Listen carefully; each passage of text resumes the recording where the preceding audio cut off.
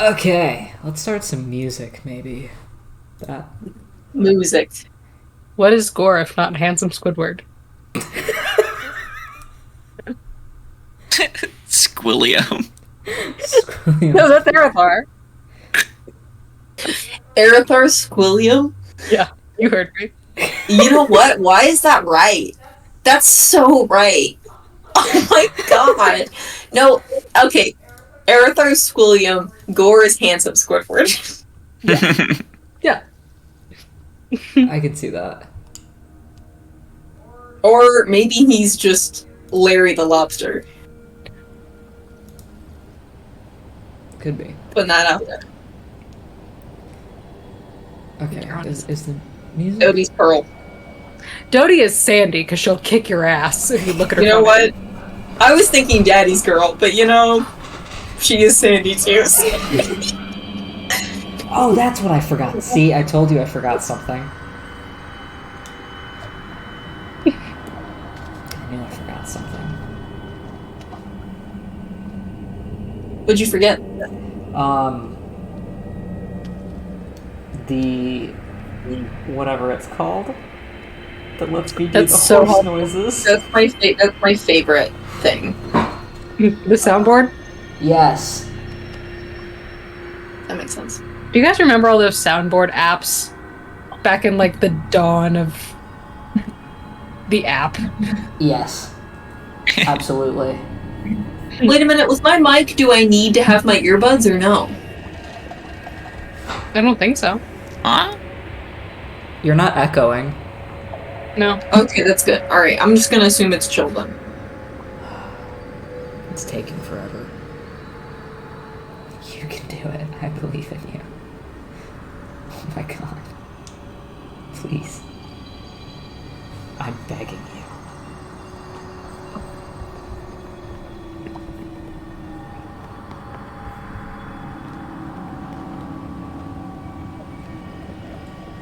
I'm gonna lose my mind.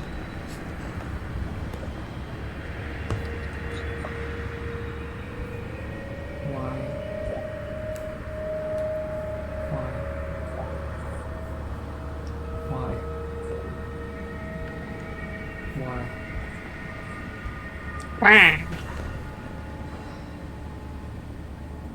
I just updated my computer too. Like, I just did that. If we don't have noise, we don't have noise. It is all good with me if Yep. we don't. Just make the horse noises yourself. Or just say the horse whinnies.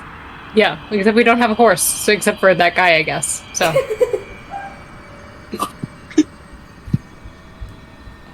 I'm trying one more thing.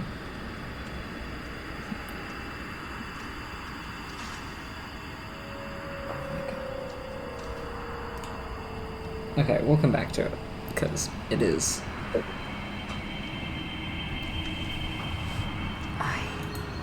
This computer's gonna be the death of me. First it nearly shits itself during my class, and now this. Not the best time for it to happen. But, okay, so, while it attempts to kill itself in a video game, maybe recap, yes?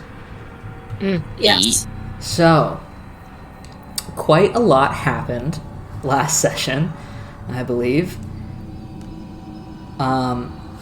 You guys had spent the night in the last standing Jier temple on Dire Mount. Had a little bit of a pretty chill time. Gore had a dream.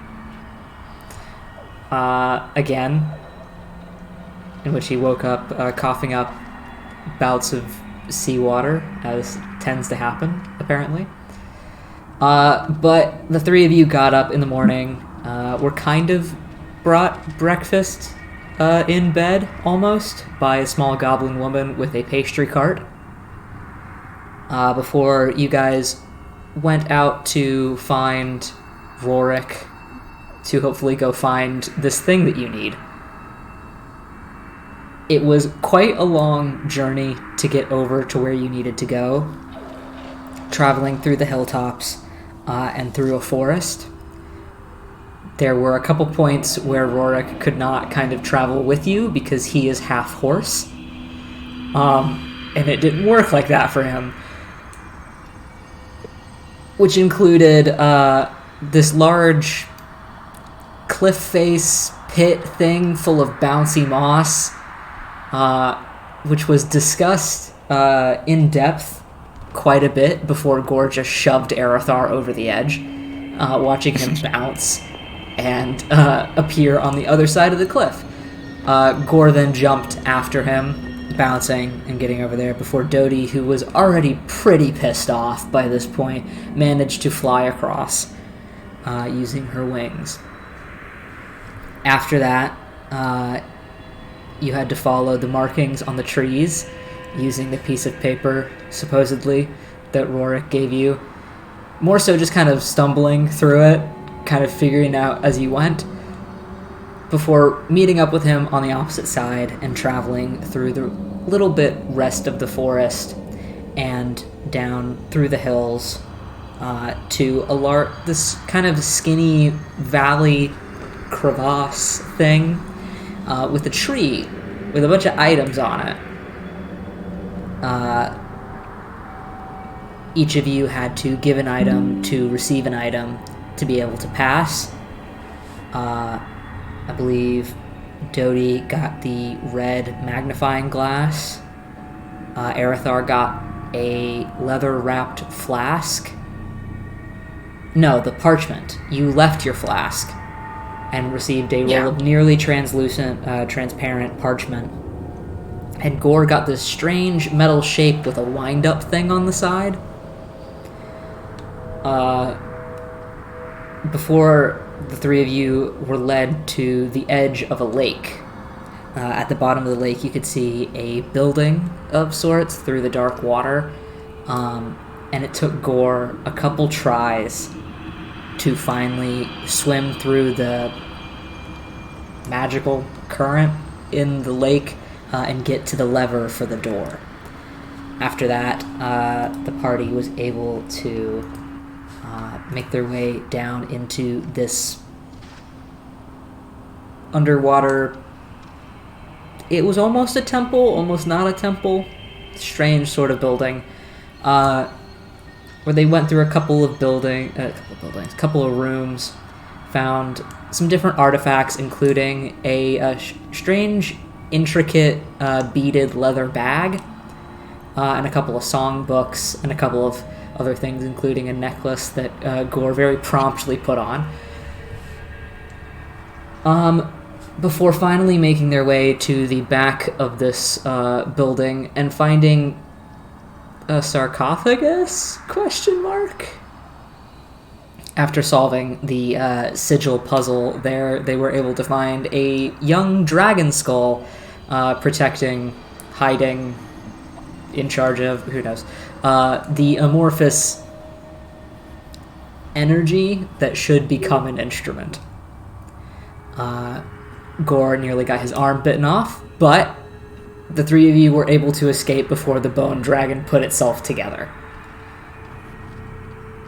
So I think we left off with the three of them sitting on the beach, having just basically gotten shoved out of the lake as Rorik walked off to begin making some messages, calls, things to the temple to see how travel would be. So, I think that's where we pick up. I think Dodie was the last one to have the instrument. Yes, she's holding on to it for dear fucking life right now. Yes. So, I'm gonna change the music again, I think. Because this is not the correct vibe, I don't think. Let's try this one, maybe.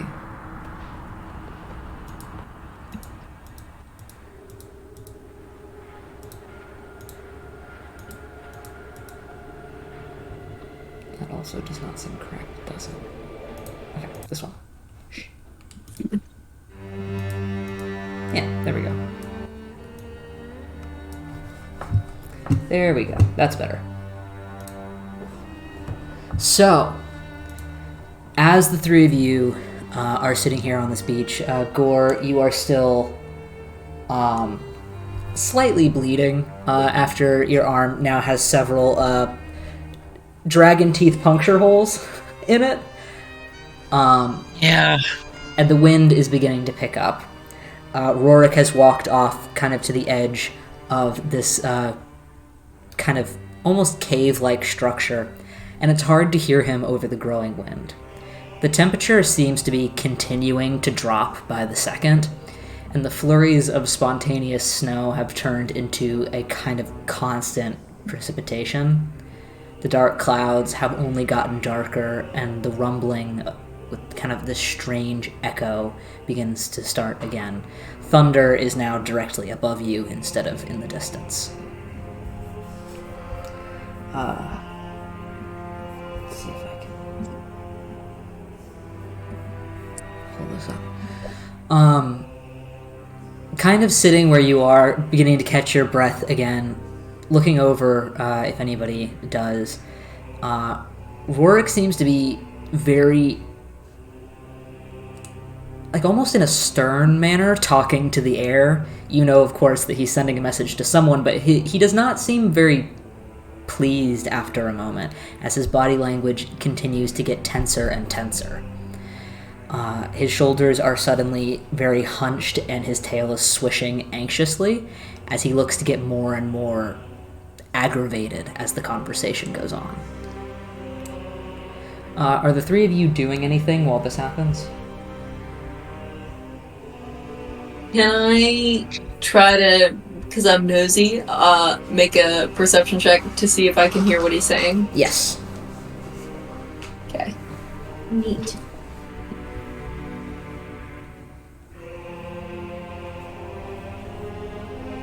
$19. 19. It's pretty hard to hear over the wind, since the storm has turned nearly almost to a blizzard by this point, as the snow picks up more and more and more. The kind of sting of it against your skin is kind of jarring from how cold but neutral under the water was. It's hard to hear him, but you can start to pick up a little bit on his body language more, and you can almost read a couple words off of his lips. After a certain point, you watch him suddenly, like, get like almost like a twinge of pain, it looks like, and he starts to kind of grip at something underneath his shirt, underneath his vest, for a second, and he rolls his shoulders back.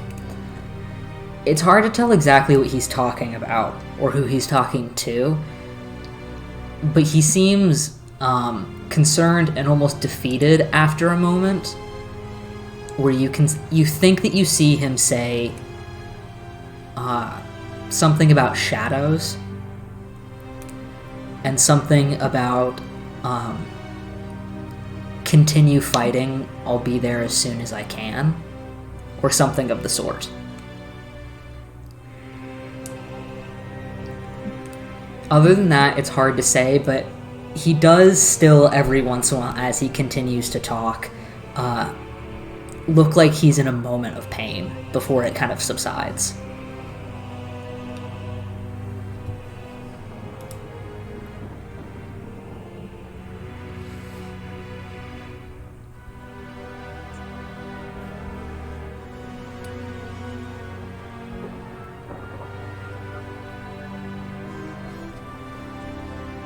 But that's about all you get from that.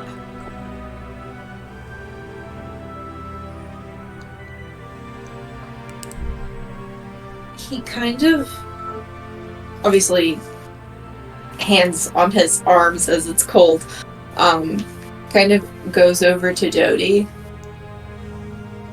I think there's a problem back at the temple. Oh? It's difficult to see what he's saying, but it looks like, he's saying someone to continue fighting and that he can be there when he can. I also definitely caught the word shadow. So he's descended on them now. Most assuredly. He also appears to be in a great amount of pain. Just, I don't know, he seemed obviously not very pleasant, but pretty put together our entire time we've been with him. He seems to be grabbing at his chest every now and then as if either what's being said or what's being done to the temple is presumably bothering him to a great extent. I'm assuming if it's physical pain, it's what's being done to the temple.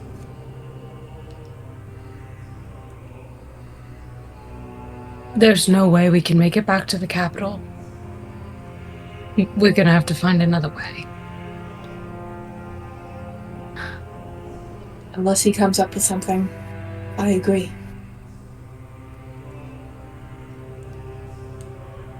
Us being there might put them in more danger than they already are. I don't think we should return to the temple now. Mm-hmm.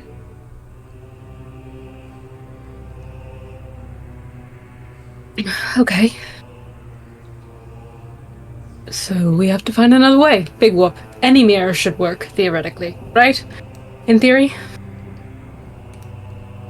In theory. I mean,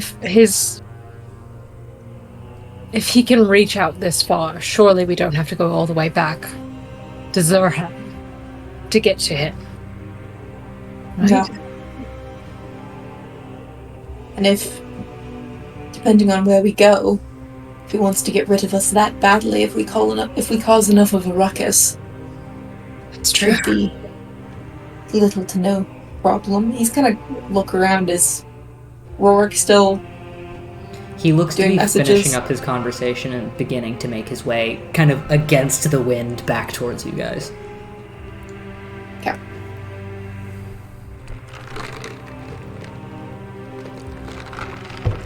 Gore, can you make a perception check for me? Shit. Let me grab my dice. Those might help. It's always something.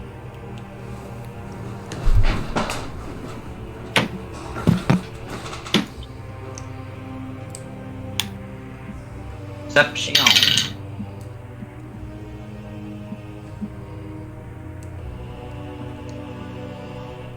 13. 13. Okay. As the other two are talking, you're kind of continuing to look around, keeping an eye on the storm and the water also, just to see if that bone dragon manages to get out. It doesn't seem to be doing so. But as you do, you kind of notice certain splotches of darkness in the storm clouds that feel unnatural to you.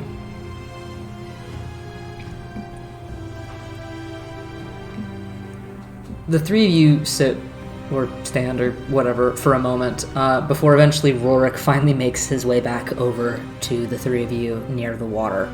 The water is churning at this point a little bit with the wind as it kind of begins to create small waves across the rocks and the rubble here. He definitely looks a little bit more tense as he walks back up than when he did when he walked away. As he seemed pretty relieved that the three of you made it out of the water alive. But as he returns, he's got this stern look of contemplation on his face. And Dodie, you notice that he's still kind of holding his hand up near his chest a little bit, just kind of gripping at his vest. The storms reach the temple. There's an attack of shadows there. My people are doing the best they can, but probably no longer safe over there.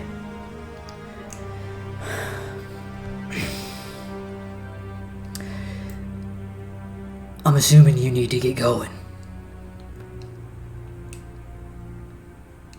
Yes.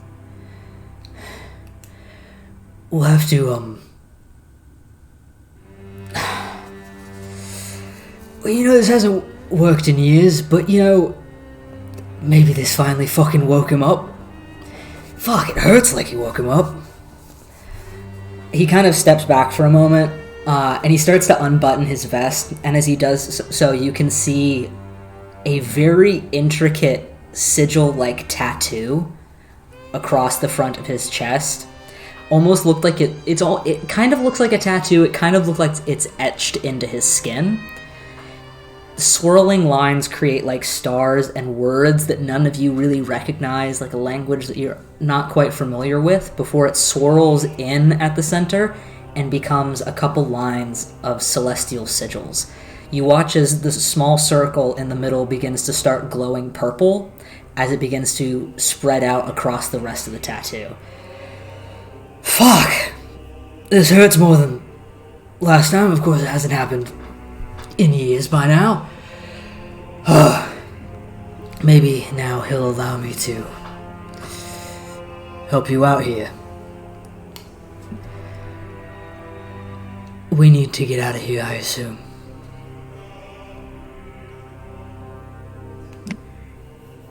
Yes. Gore, make another perception check.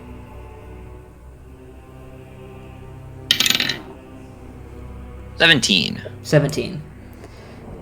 You glance up at the clouds again after another strange bit of weirdly echoey thunder, and you notice that those splotches of darkness in the storm clouds are moving and almost descending lower, as if they're almost starting to fall out of the clouds. I think Gore looks at him. Yeah, we probably need to go.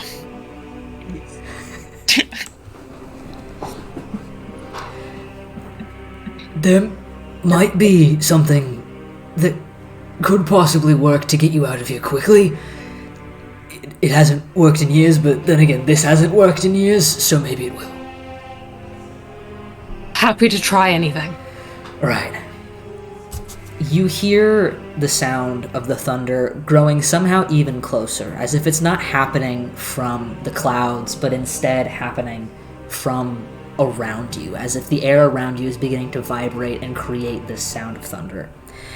And Gore, you watch as those bits of shadow that are descending start to coalesce into a now slightly familiar-looking creature.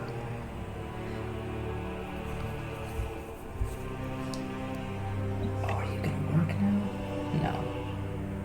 Maybe? Well. Anyway. This would have sound effects, but it doesn't. But you watch as these shadows begin to descend and almost seem to skirt over the surface of the lake, as if they're starting to kind of get their bearings and look around before you start hearing screeching in the distance. The sound of nails on a chalkboard and just that awful ear-piercing sound that you remember from ZM. Rorik looks up, looks back down at his hands, and then begins to start to motion and run towards the edge of kind of where the hills and the cliff sides meet that valley that you guys came from before.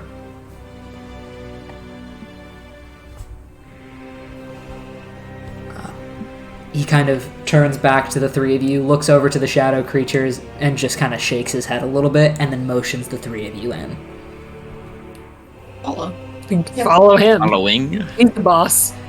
He begins to kind of lead the three of you into this crevasse between these two hills before making a sharp turn that you had not seen before. As if the path had changed since when you entered, he turns sharply to the right and almost goes into kind of this almost tunnel-like structure in the side of one of the hills here.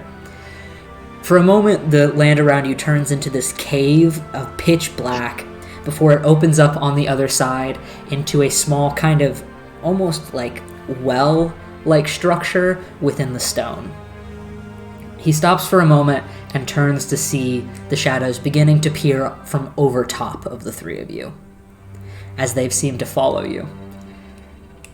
He looks up towards that, looks to the three of you. This is going to take me a second. So, do what you need to do. Before he begins to stomp his hooves down into the stone, and you feel it vibrate under you.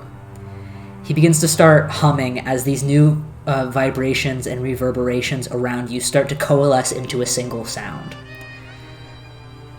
This kind of low humming sound starts to almost reverberate off of the stone and create this buzzing noise that grows deeper and deeper and deeper. The shadows over top of you begin to start clawing into the stone, and you hear that awful screeching noise again. I'd say, Aerithar, you're probably closest, as one starts to claw up the side of the mountain that you are kind of tucked into a corner of, as it looks down towards the three of you, and starts to open its kind of strange, shadowy soot jaw towards the three of you, and a bit of black energy starts to grow. Are you or the other two doing anything as this happens? I would like to attempt to cast Sacred Flame so it doesn't get any closer. Okay. Is that a dexterity? That's a dex. It's dex or wisdom? I always forget. I think it's dex. Yeah, it's dex. Alright. That is a 13. That fails. Okay, so... So 2d8. Is that one radiant damage? That one's... yes. So it would be doubled then. Oh yeah. Ooh, man. That's 9 points of damage, doubled is 18. 18. Nice. So that is on the first one. As Dodie and Gore, you watch as the second one begins to creep over the opposite side of the ridge. Yes. Question for God. Yes. Will you remind me what kind of creatures they are? Are they aberrations? Are they... That's a great question. They... Because I don't have that one here. I'm so sorry. Oh, you're good. Aberrations? I feel like the answer is what I want it to be, but I want to make double sure. Where did it go? Where did it go? Gojo was not at the Super Bowl, Damn. unfortunately. Gojo was not at the halftime show, unfortunately. Where did it go? Rip. You know who is at the Super Bowl, right? Taylor Swift? No, her boyfriend. Oh, well, yeah, He works there. Mhm. like, that's his job. Yeah. He works there. It is an aberration, yes. Excellent. I would like to do this for the first time. I would like to channel my divinity to abjure the extraplanar. Ooh. Alright. Which is a wisdom save from this motherfucker. Wisdom save. Interesting. That is a 10. Excellent. It becomes turned and must walk away from me for the next full minute. Interesting. All right. So as the three of you are kind of in this almost well-like structure between two mountains, you watch as one shadow creature starts to crawl down the side of one of the mountains as Aerithar throws a bit of kind of iridescent flame up towards it. As another one begins to appear on the other side directly above you, Dodie, you turn around, look at it, point at it, and it just turns around and starts flying in the other direction. As you do so, the three of you watch as trickling bits of deep purple wine, almost like energy, begins to seep from the freezing ground around you, collecting in little pools around the stone.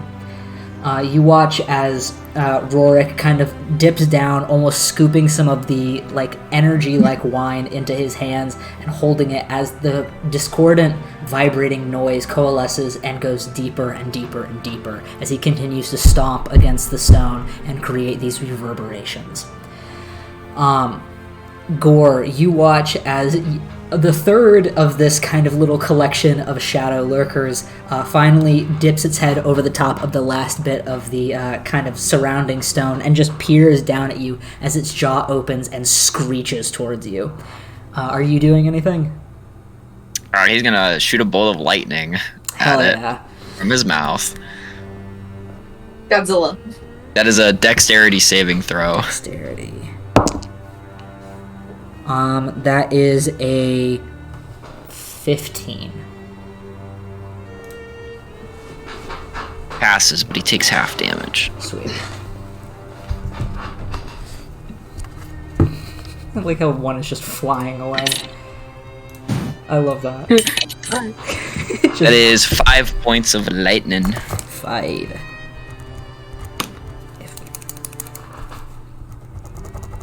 Come on. Okay, there we go. 5 points of lightning damage. As it kind of peers its head over, screeching towards you, you shoot a bolt of lightning up, and it just goes directly down. It's like just straight through its open, gaping maw, and just out the back of its head as it just for a moment. Let's see. As that happens, the bit of vibration around you starts to coalesce, and you watch as this wine-like energy begins to kind of morph and turn into something underneath the three of you, as two large hands are made out of this wine-colored purple energy and begins to lift the three of you up. Dodie, you are on the same hand as Rorik, and Erithar and Gore, you are both on the same hand, as these two hands begin to lift you up and just immediately start to fly into the clouds above you. You feel the energy almost kind of crackling underneath your feet as you catch your balance atop the two of these hands, as the vibrations start to slowly die away, and the two remaining shadow creatures begin to start to kind of jump up from the rock towards the three of you. Are the three of you doing anything as these two shadow creatures attempt to chase after you, as you now have just kind of a sky battle whizzing through the clouds? Oh my god. I'll attempt to Sacred Flame something, sure. Alright. I'll also Sacred Flame again. Sweet. Yeah. I will be shooting another bolt of lightning. That is a dex save for me. Yep. That's going to be 3 Same. dex saves.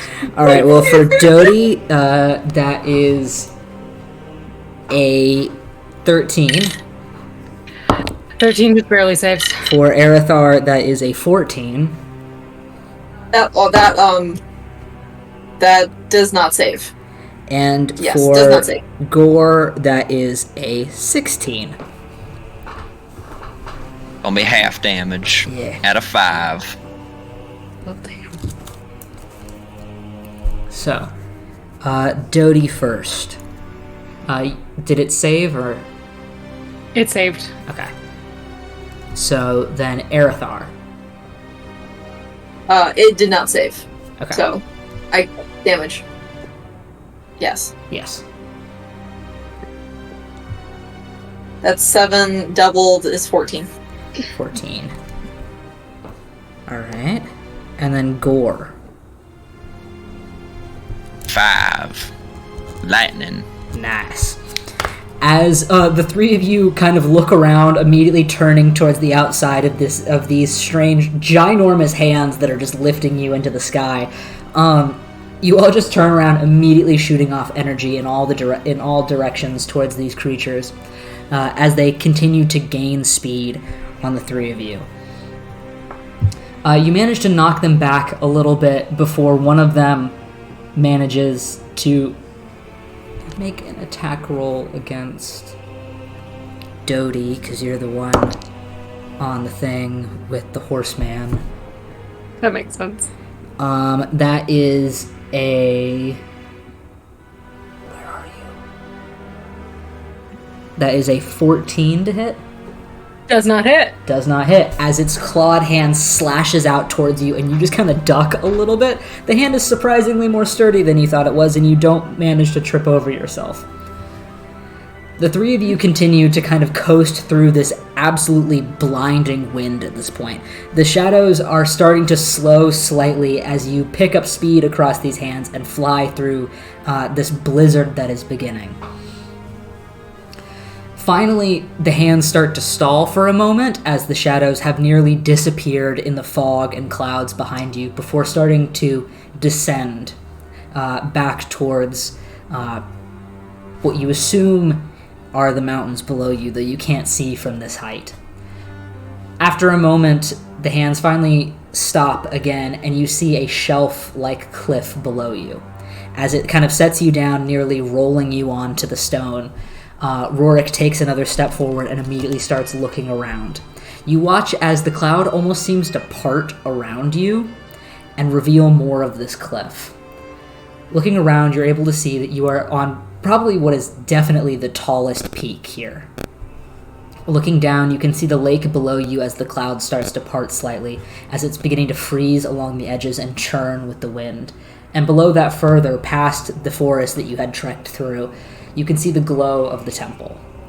It's hard to see through the wind and the snow, but you can see movement and flashes of color, and the sound of drums starts to become evident to you again.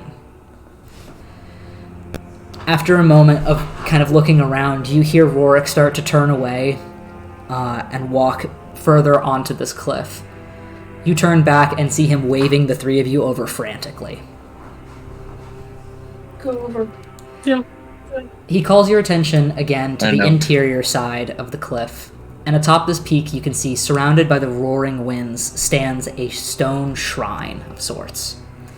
The stone is carved down to a circular alcove around a massive amethyst altar. You can see how wind-beaten it looks, and from the state of the few bits of vines and plants that are growing up here, it hasn't been used in quite a while. Above it hangs what is almost a chandelier of floating pieces of silver. They float and glitter in the dimming light, but seem nearly unaffected by the blizzard that is swirling around you. The three of you step up and can see that the amethyst altar at the center dips in the middle into a pitch-black well. Rorik begins to approach and steps off to the side of this and begins to look back around into the clouds around you.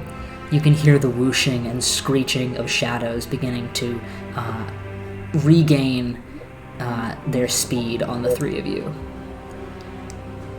Rorik steps up to this amethyst altar in the center, which you can see now is more of kind of a circle table almost made out of this solid piece of purple stone. He walks up to the middle of it, kind of putting his hands down on it, very, very aggravated looking, before he looks up into the sky and just starts yelling. As you hear the screeching and surrounding kind of whooshing, I guess you would say, of these flying creatures advancing on you, you hear him look up towards the sky and start to yell, "Alright, you fucking cunt! You better let me do this now! Good times are back whether you're fucking ready for it or not!" And he starts to stomp his hooves onto the stone again. You can hear it. You can hear it as well as feel it vibrate the entirety of the peak as he starts to look angrier and angrier and angrier as that purple glow on his chest gets brighter and brighter. He looks almost incredulous at how brightly it's growing, and he continues to stomp his hooves onto the stone, creating that reverberation sound again. The two shadows that you have been fighting seem to be back, as some of them look a little bit worse for wear than others, as well as you see probably what is 2 or 3 more in the distance starting to gain way as well. So for this bit, I'm going to ask you to roll initiative for me real quick, but it will be kind of a loose initiative, so.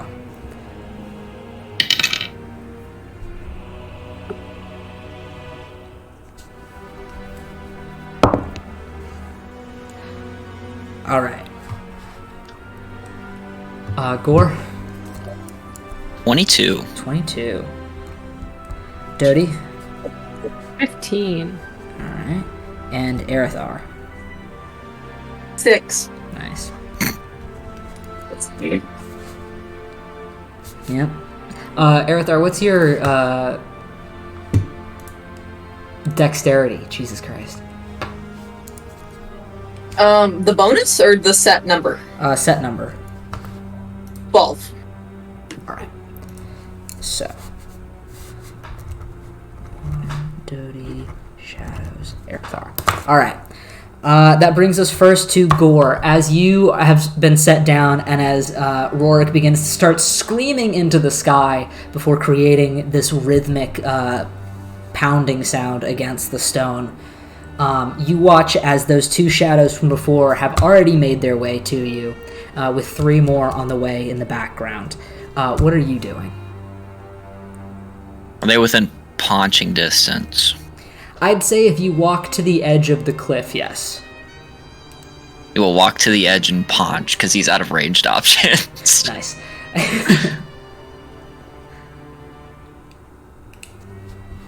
And it is going to be a lightning punch.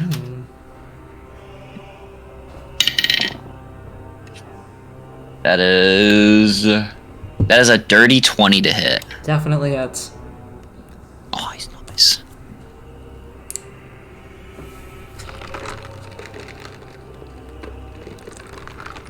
I might as well. It also is going to need to make a Constitution saving throw. Constitution.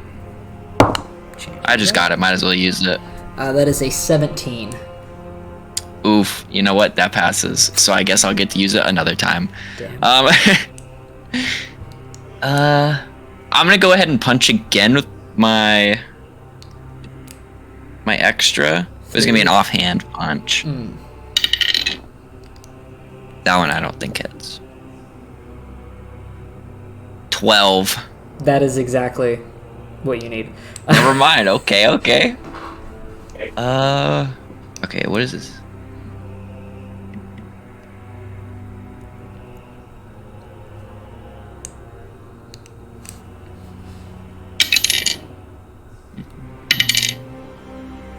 It's gonna be 7 points for the first one, lightning damage. Okay. And then... Oh, that's unfortunate. And then 4 points for the second one. That's so funny. As you walk up to the edge of the cliff, the wind whipping around you, snow in your eyes, just stinging against your skin, and just trying to squint your eyes against the wind a little bit to keep yourself a little bit safer, as this shadow kind of descends in front of you and you just fucking sock it in the face. After both hits, you watch as it's kind of what you assume probably is its jaw just start to deteriorate and turn to soot around it. It starts to almost have to catch itself while it's flying as it just kind of glitches in the air a little bit. It is not looking good. But that brings us then, unless you're moving anymore, to Dodie. Excellent. First and foremost, I think she's going to try using Sacred Flame on the one that Gore just punched the shit out of. Just because the stakes are lower there. That's a dex save. That is going to be a 10. It does not save. So that's going to be...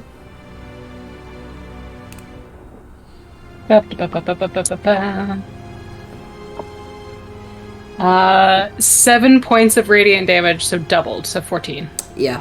As you kind of turn to the side, watching Gore just basically put his fist through this creature's face, and stand back for a second, as it looks like it's about to start to screech in his face and claw at him, you throw a ball of radiant blue energy towards this, as it crashes against its face again and lights it into fire. You watch as it burns up, turns to soot, and dissipates in the wind as it is just pushed out of the way. So that is that one. Excellent. Yes. No, that's... Hang on. She is then going to approach the edge of the cliff and try to hit the other one with her axe. All right. Good. Which is an attack roll. Does a 24 hit? I think so. Okay, cool. I think maybe. Just maybe? Excellent. That is going to be 6 points of slashing damage, but she's going to use Divine Smite. Okay. So the 6 would be 6. reduced to 3. Okay. And then...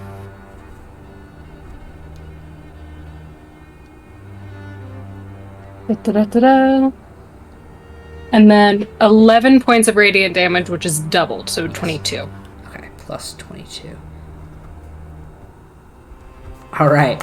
As this last, or this second shadow creature finally makes its way to the edge of the cliff, watching one of the other ones just completely dissipate in the wind, it turns towards you, beginning to bring its claw up as you just bring your axe down directly into the junction between its neck and its shoulder, as it sinks deep into its body before pulling back, as its arm almost sloughs off of its body, as it looks down at its arm and then back up to you, almost surprised.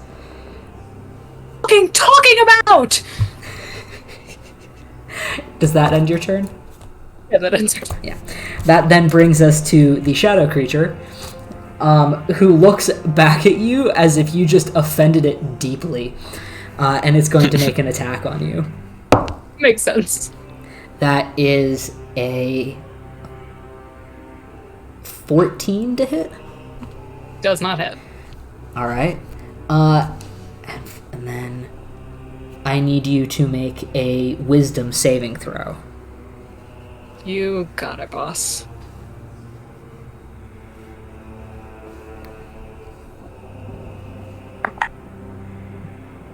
$24. 24. Yeah, that's fine. As it opens its jaw, hanging in the air again, and screeches directly into your face, you feel the warmth kind of seep out of you for a moment as you fight off this bit of this deep necrotic, just draining effect before you just kind of shake it off and look at it clutching its arm pathetically, and you're like, fuck this, and you're fine. That then brings us to Aerithar.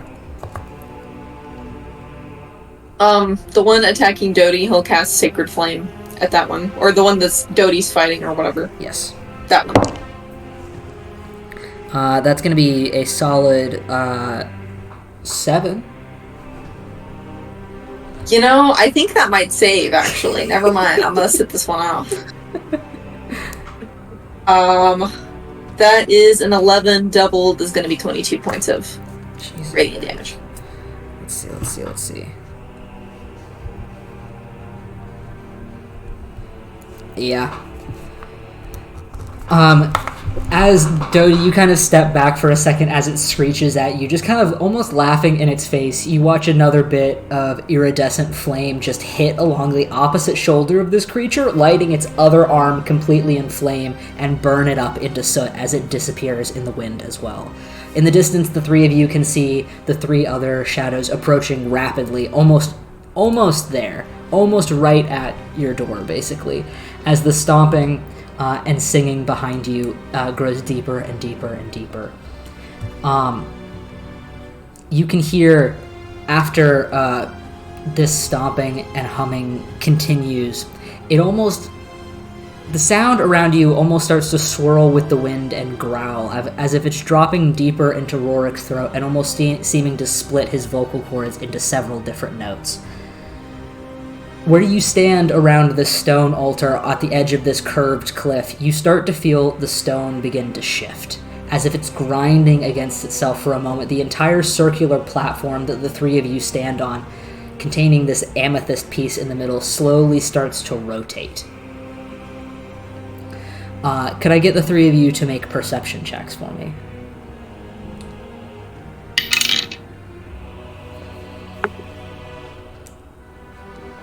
14. 14? I'm gonna use a different dice from now on. It's a 5. 5. 18. 18. Gore, Aerithar, where you are both kind of standing to the edge on opposite sides of this now slowly rotating stone platform, you look towards the amethyst altar and over towards where Rorik is standing, up atop almost a ledge above it. Where he is standing is not rotating, but where you are is, and as both of you look down towards the stone, the amethyst altar in front of you, it becomes very apparent that there are handles there. kind of almost carved into the stone as the platform below you starts to spin a little bit faster.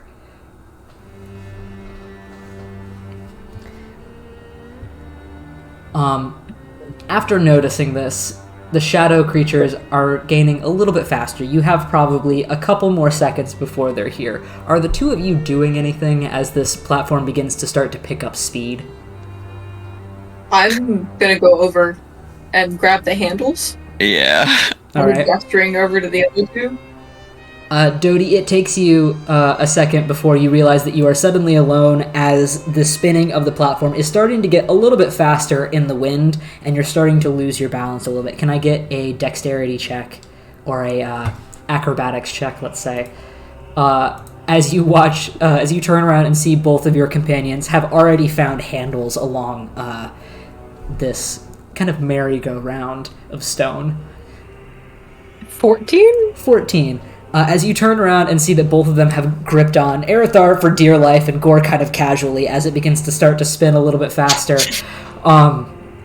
you begin to push against the wind and against the spinning of the stone as you make your way further and further towards the center where this altar is. You do manage to get to it before your foot slips a little bit and you land onto the handle as well, holding on. So the three of you are now holding on to this altar as it begins to spin faster and faster and faster. You continue to hear Rorik's odd voice continue to ring out in the freezing cold air, and it becomes harder and harder to keep your feet planted on the stone. About this time, you can hear the screeching now directly above you as the shadows have surrounded you, it seems.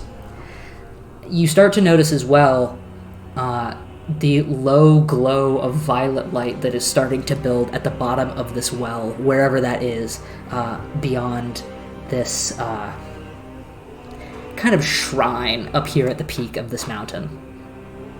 The three of you are currently spinning, so it is a little bit difficult to keep an eye on exactly which shadows are which, but if the three of you would like to make attacks while this is happening, you may do so. Which brings us first to Gore.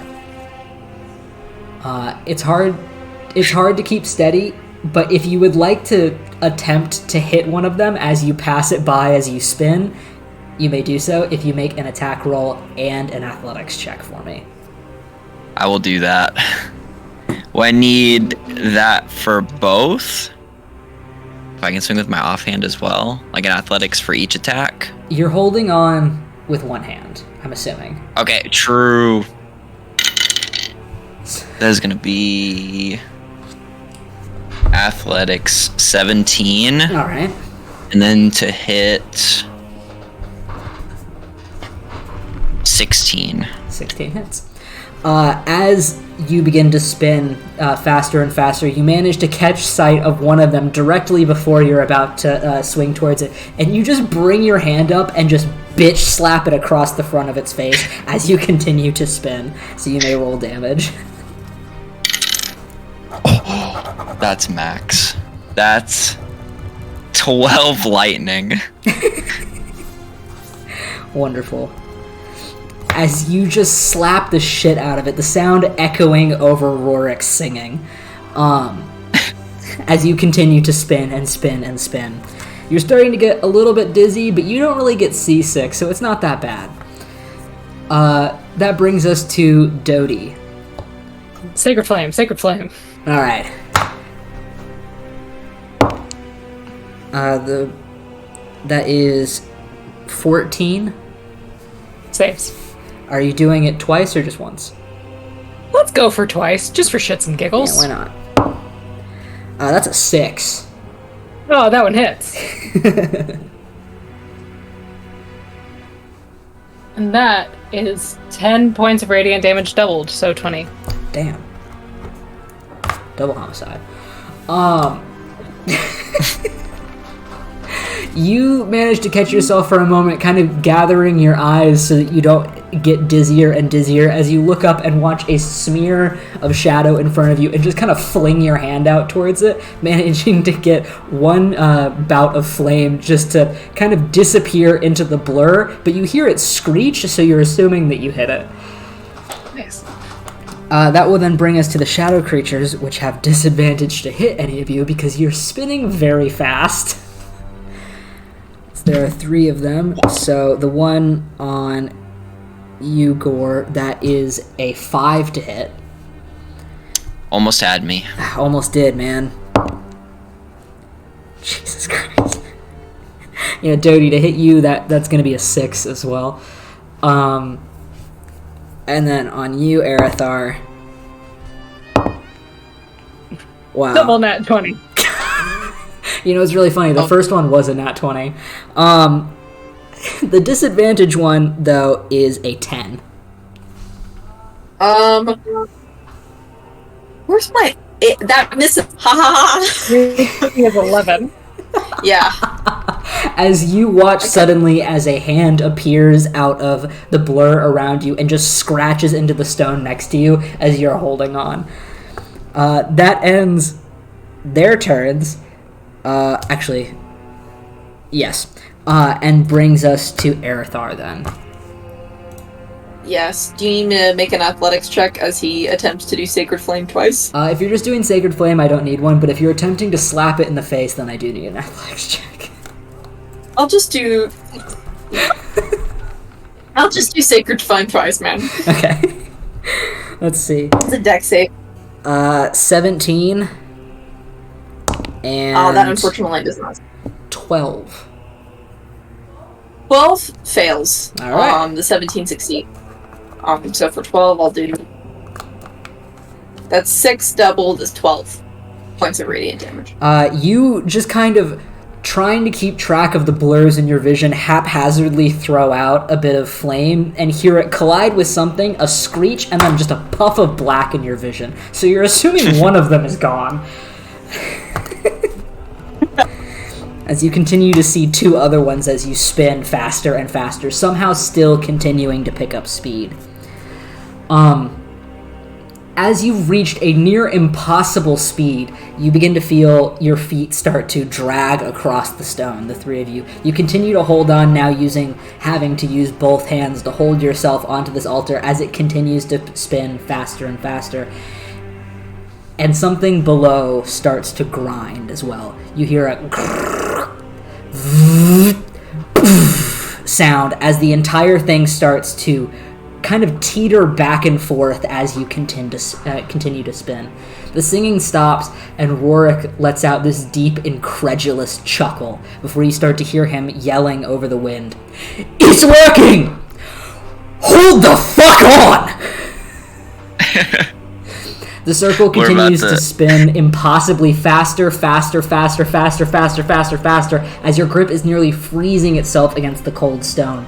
And your vision continues to blur even more, and when you feel like you're a moment away from flying off, you hear Rorik's voice again, yelling out what almost sound like instructions to you, though they're difficult to hear over the wind. Find the bell tower! Ask for passage! Pay the toll! And... fucking thank you! He really needed a reminder. After a moment, hearing the sound of the wind growing almost into a whistle as you are spinning faster than you ever thought you could possibly move, before suddenly you feel weightless as you are just fucking launched into the sky. You feel the wind around you grow colder and colder and colder, and for a moment your vision almost seems to black out from the intense amount of pressure that your bodies go under as you are just catapulted just so far into the clouds. There's a moment of weightlessness when the 3 of you kind of forget what gravity feels like. Your vision blacks out before suddenly you see a gossamer sky of dark storm clouds and these strange multicolored bits of lightning. The sound of thunder is deafening around you as you fall now, through these clouds again. There's a certain amount of disbelief as your vision continues to black out and come to as you kind of alternate between floating and flying through these clouds. It's impossible to see anything except for the colors and the darkness around you, before eventually the 3 of your visions fully snuffs out. Instead, you are returned completely to darkness.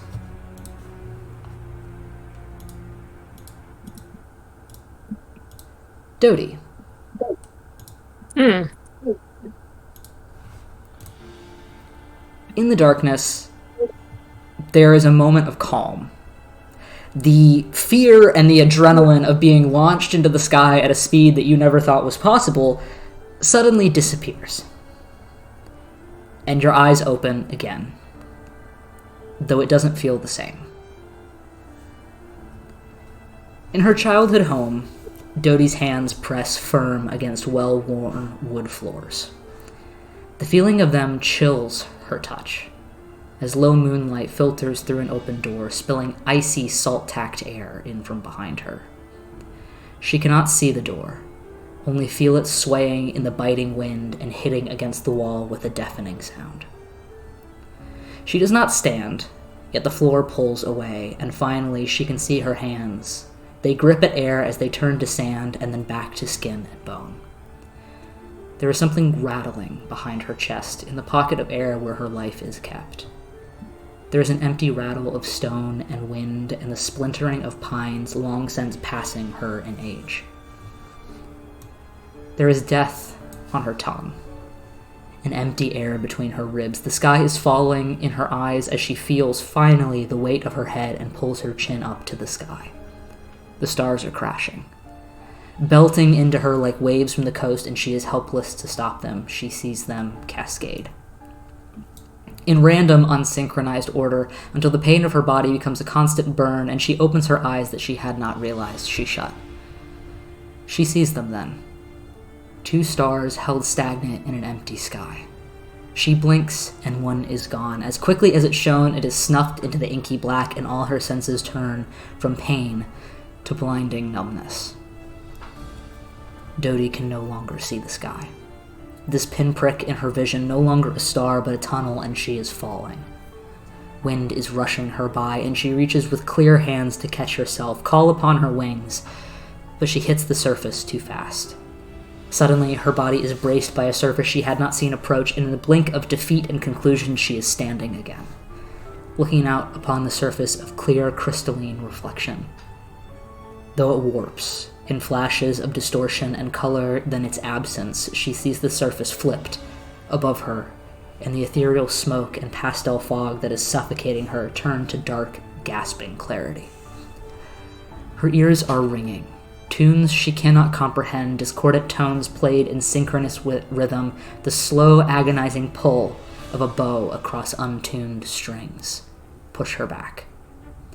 Again she has moved, though now her legs are running, her heart is pounding, and drums overtake the shrill, otherworldly chords.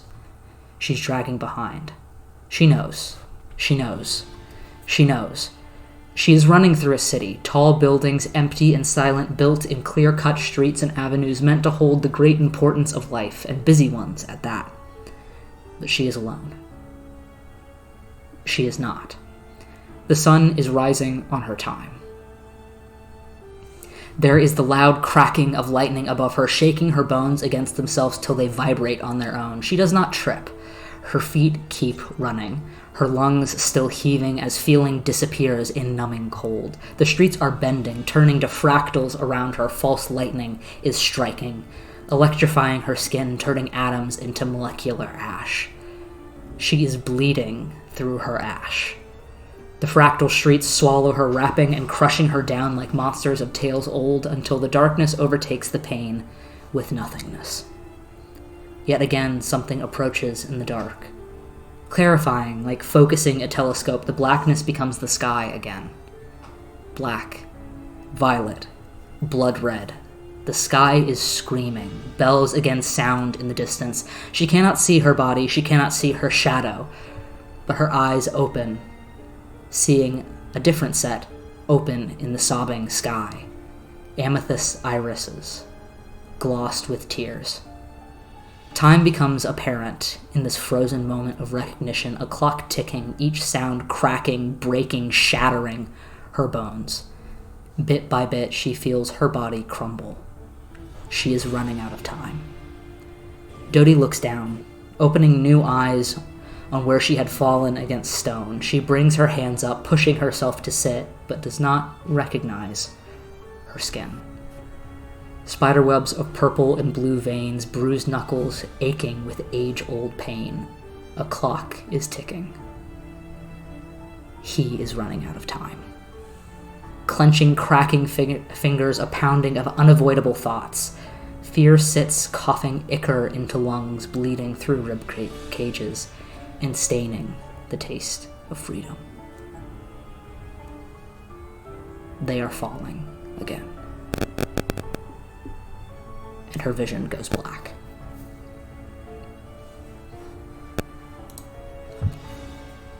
You are unsure how long after this vision time passes, before eventually the three of you begin to start to feel again. The feeling of rushing wind, the feeling of falling, and the sudden panic of realizing that you somehow passed out while you were midair. In this moment of sudden clarity, the three of you collide with ground, though much softer than you're expecting, as you tumble through grass and find yourselves laying face first on less cold earth. The three of you kind of wake out of your stupor and look around and see that you are nowhere near where you thought you were. Looking up, you see instead rolling hills covered in grass with bushes and trees kind of scattered about, and storm clouds above you, but no blizzard. It's hard to tell from where you are sitting on the ground, basically lying face first in the dirt, exactly where you are, but you are definitely somewhere different. What are the three of you doing in this moment?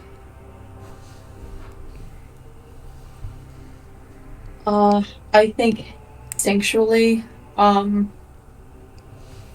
I make a perception check to see if there's a bell tower in the distance or anything that resembles some Yes. kind of tower? Go Okay, for it. cool.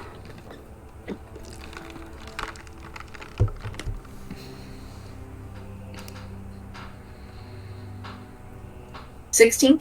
16.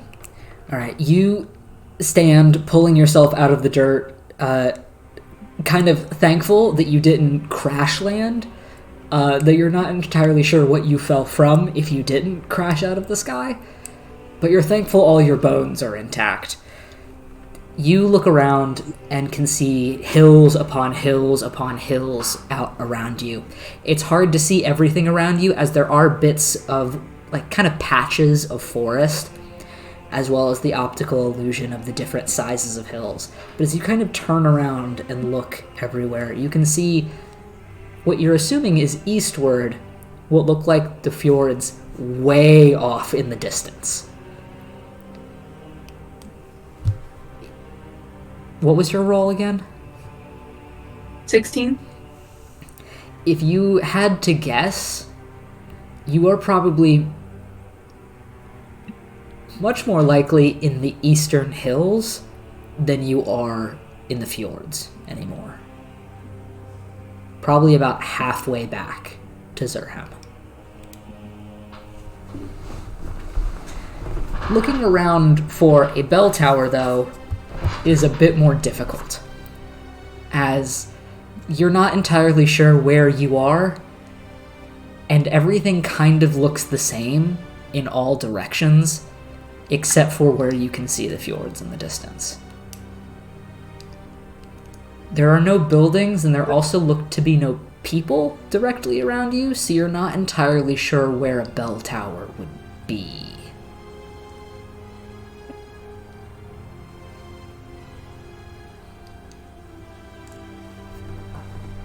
Is there, last question, is there some sort of path or is it just hills?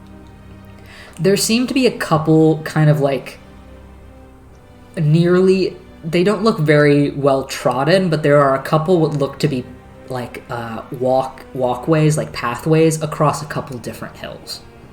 They all seem to be leading kind of east to west though, So you're assuming that's kind of the direction back towards civilization, from what you know of the map of Diremount. Okay. He's gonna kind of get his stuff and pull it back on him because it's probably fallen off of him, and look at the other two and kind of gesture that way. I think we need to head this way. We're about halfway back to Zerhem. So whatever he was referring to, it's probably in this direction.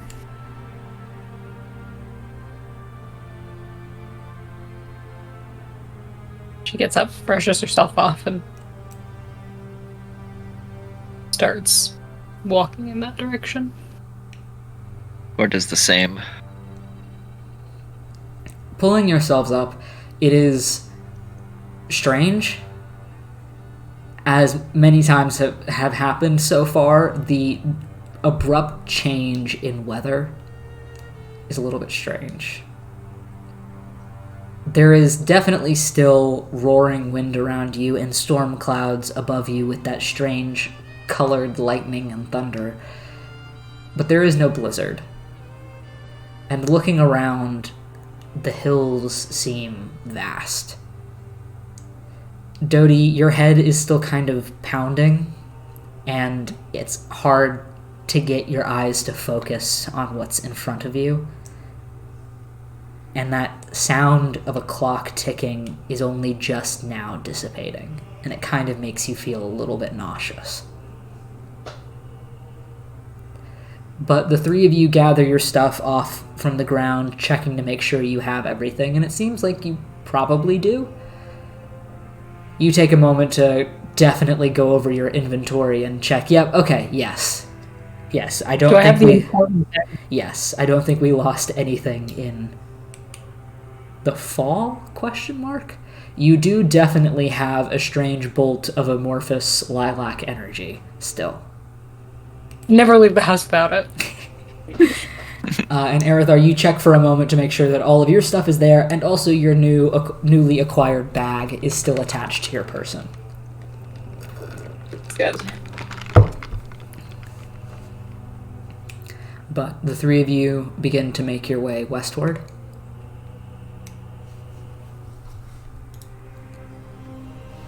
Alright. If I could get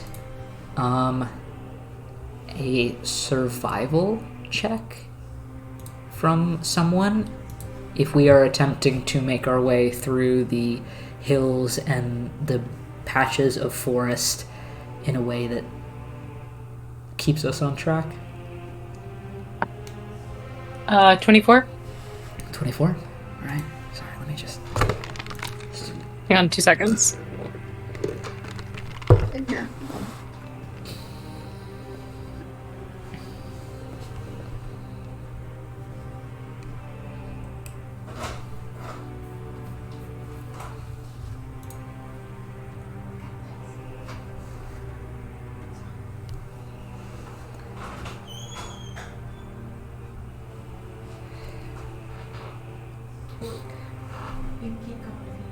I was about to answer this person's question in the chat.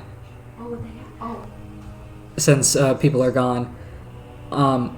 Just for... You're back. Yeah, I think I'm the only person that can see the chat, and most of the time it's hidden behind my notes, so I apologize, I don't know when you sent this. But for quick character introductions, Gore is our lizard folk monk. Dodie is our Aasimar paladin of the Sage Queen, who is the goddess of knowledge.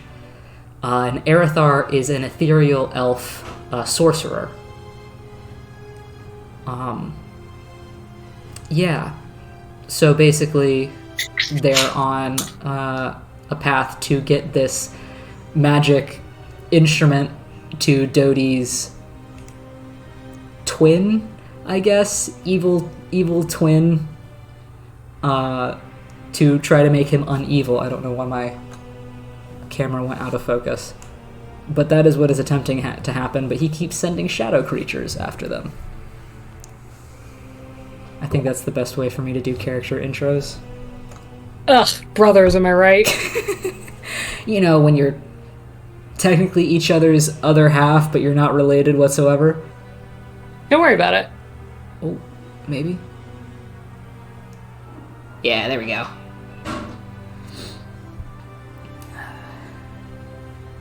Yeah, he'll be back in a second. No problem.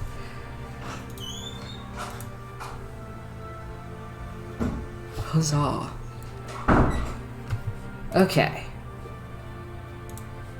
So, it was a 22, you said? 24. 24. Right. The three of you then begin to make your way back into the wilderness with what seems to be more travel as it never ends. You can see that the hills continue on for what feels like forever around you. You know eventually the hills become plains, and lying beyond this is the capital, is Zurhem. And you know eventually, given how flat, aside from the hills, this area of the continent is, that you should soon be able to see it in the distance. But as it stands right now, the hills and the trees seem to be in your way. Traveling further, you realize how late in the day it has become. You were underwater in that challenge temple thing for quite a while, and it's beginning to get later into the afternoon and nearing evening. But for the time being, the three of you continue to walk through the biting wind and under this thunderous sky. If there's anything you guys are doing while you walk, this would probably be a good time, as Dodie kind of leads them. I have a question for you. It was find the bell tower, ask for passage, pay the toll, and fuck this guy for taking so long to get his shit together? Yeah, basically. Cool. Just wanted to make sure I didn't forget a step. Here, let me double check. Where is it? Yeah, find the bell tower, ask for passage, pay the toll, and thank you. He needed the reminder. Yeah. Essentially the same thing. Yeah, Thank you. Yeah, just a big ol' middle finger. Hey, thanks for my magic back, you fuck. Not that. Okay, great. Oh my god.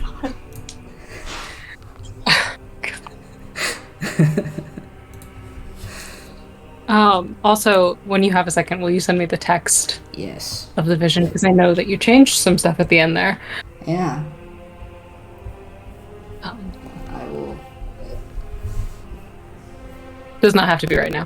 Yeah, I don't think my laptop's gonna be able to do it. It's dying over here. But yeah, we'll do that in a minute.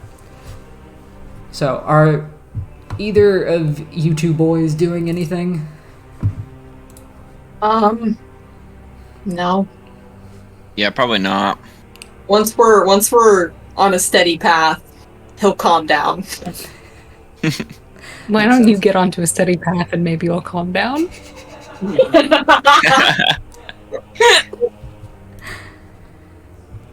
The three of you continue to walk.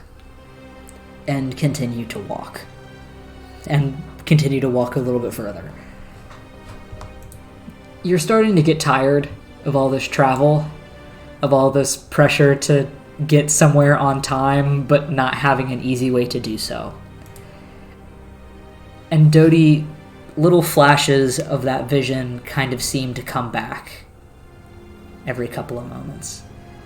Not as if you are fully seeing them again, but more so as if the reminder of the memory kind of seeping back into your thoughts.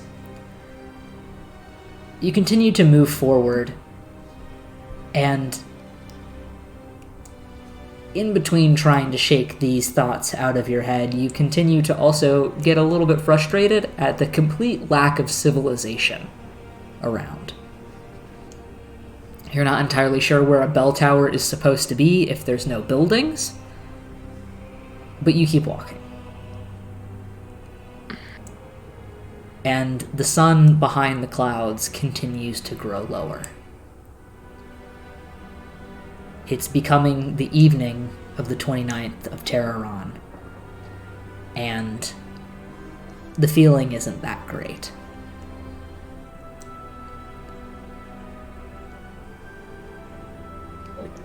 The trees, now much more normal sized and much more normal colored, continue to creak in the wind, and in the distance you can see the lightning growing stronger.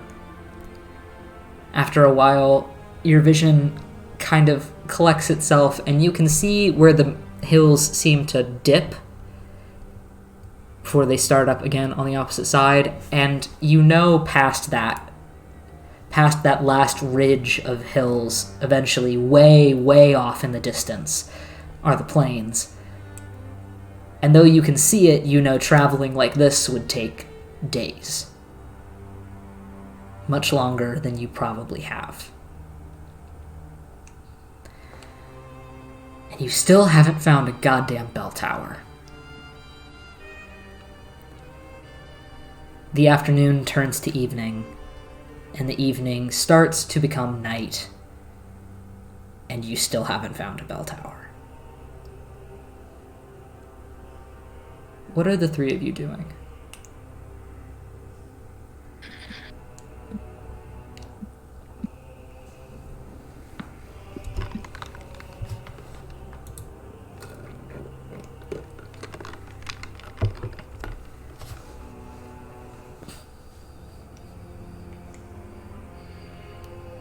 I think frustration is starting to kind of like radiate off of her the later it gets, just from all the bullshit of the day. She becomes very like forward focused, just continuing to walk with no regard for what's happening behind her. They can catch up or not.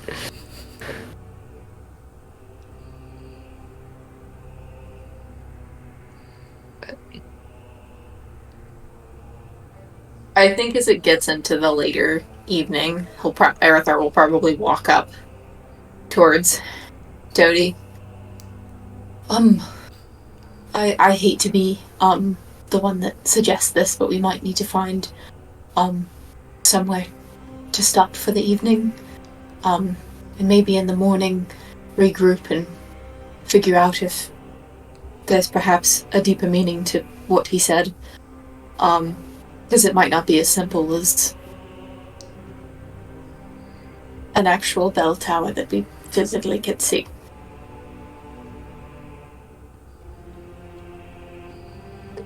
Okay. But it has been a very long day. And a very, it has been a day. And so, we all just might need rest before we continue. Fine. Or we can sit down and figure out what to do, or we just want to keep walking through the night. I don't know, I'm just, it's getting quite late. I agree with you. Let's make a camp. Is there a place that's like more shielded than others, or is it all just hills? Make a perception check. Or investigation check. Either one.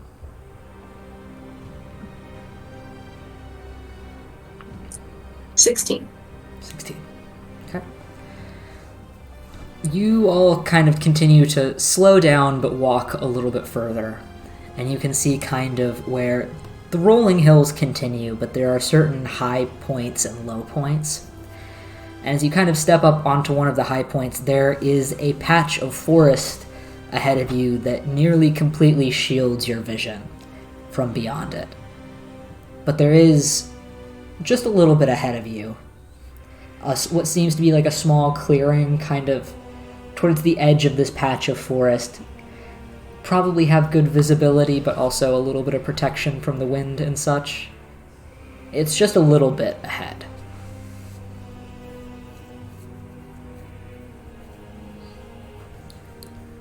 Okay, we'll head towards that clearing then. Okay.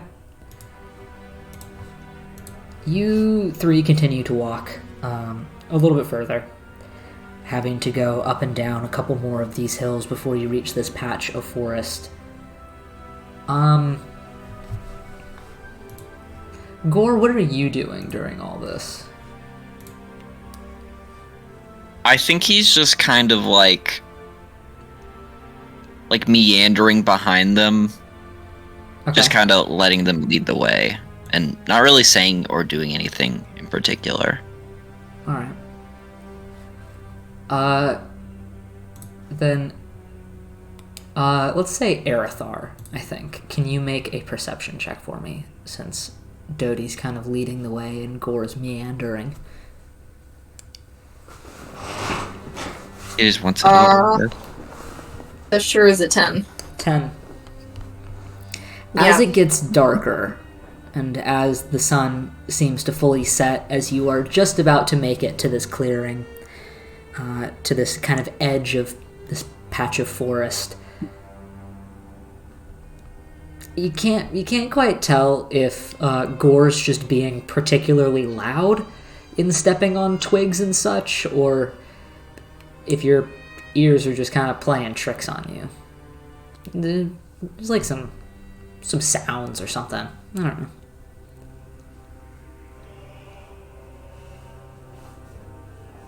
Like from the ground? Or just It kind of sounds like maybe somebody's stepping on something. I don't know. You think it's probably Gore. I mean, Gore's pretty loud. He doesn't really pay attention to where he's walking. It's probably Gore. You're kind of... and can Sorry? I guess when we get to the clearing while they're setting up, can he kind of retrace his steps and kind of step on where Gore was stepping just to see if it was in his head? Sure. The three of you continue to walk down and then up this last bit of hill to where this edge of the forest is and where this kind of clearing sits just within the forest. It's pretty level and it's pretty out of the way of the wind, so it's a relatively nice place to set up camp. I mean, any place to set up camp this far in the wilderness is not going to be great, but as places go, you know, it's not terrible. It's not the muddy, swampy area on the western side of Dire Mount, so you'll take it. Doty and Gore, I'm assuming you start setting up camp. As Erithar, you walk back down the hill the direction that you came, yes? Yeah. Alright. Are you doing a sort of like investigation check type thing, or are you just kind of... Did it sounded like his footsteps were particularly loud in like one area or just in general? You're not entirely sure, because it was only a 10. Yeah. It just kind of... You just kind of vaguely noticed noises. When he's maybe a little bit out of eye shot, because it's a little embarrassing for him, he'll like start like stomping on the ground and the path that they kind of came from, like as hard as he can, just to see if there's anything off about the sound or, I guess, the feeling underneath the earth. I guess if I can do investigation, I will. Yeah, do an investigation check for me. Oh, sweet. 17. And this is on the ground that Gore was walking over, yes? When Erithar noticed it, and he's gonna just kind of keep walking, I guess. I mean, he does it like the entire time, but when he's out of the eye shot. But I guess specifically, yeah. You kind of stomp around, trying to look to see if anything looks different in the darkness now that the sun has set and it has gone into night. And you just kind of continue to stomp around. You absolutely obliterate a couple sticks that are on the ground. But nothing really looks out of place. It just kind of looks like grassy, underbrush type hills.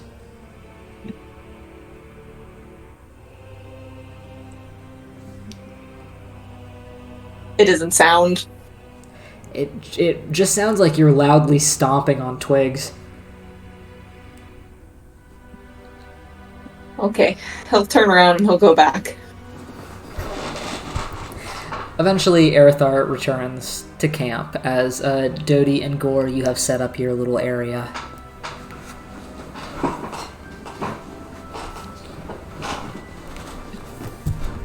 He just kind of walks over and starts to set up his stuff. Mhm. Kind of shaking his head, muttering under his breath. Alright. It is still pretty cold out, not nearly as cold as it was at the top of that mountain, but it's still relatively chilly now that the night has set in. The clouds don't relent above you, and it is nearly impossible to see the stars beyond that. But it is definitely dark here. It's hard to see past the camp, and the little bit of light that you see from between the clouds is definitely muted. But the three of you now have camp to kind of take on the night however you see fit.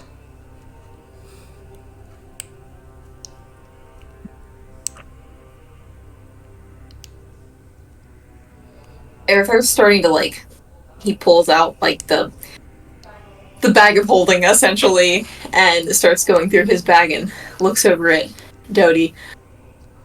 I have to redo inventory. Here, I can take the first wash. Okay. If that's alright. Of course it is. Right.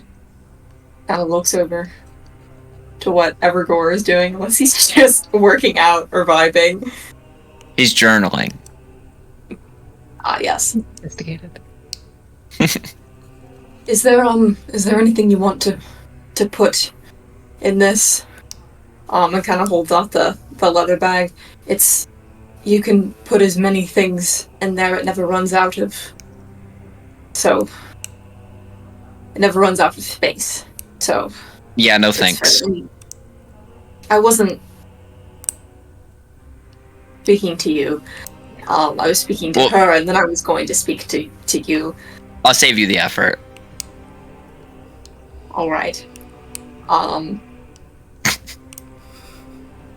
If you think of anything, or change your mind, there's plenty of space. So.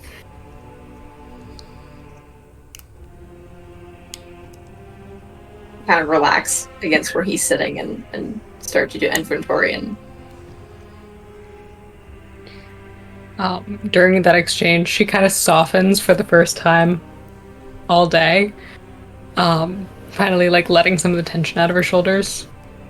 But just kind of smiles politely and goes to find a little spot to, restrain herself. Put the camping stakes in.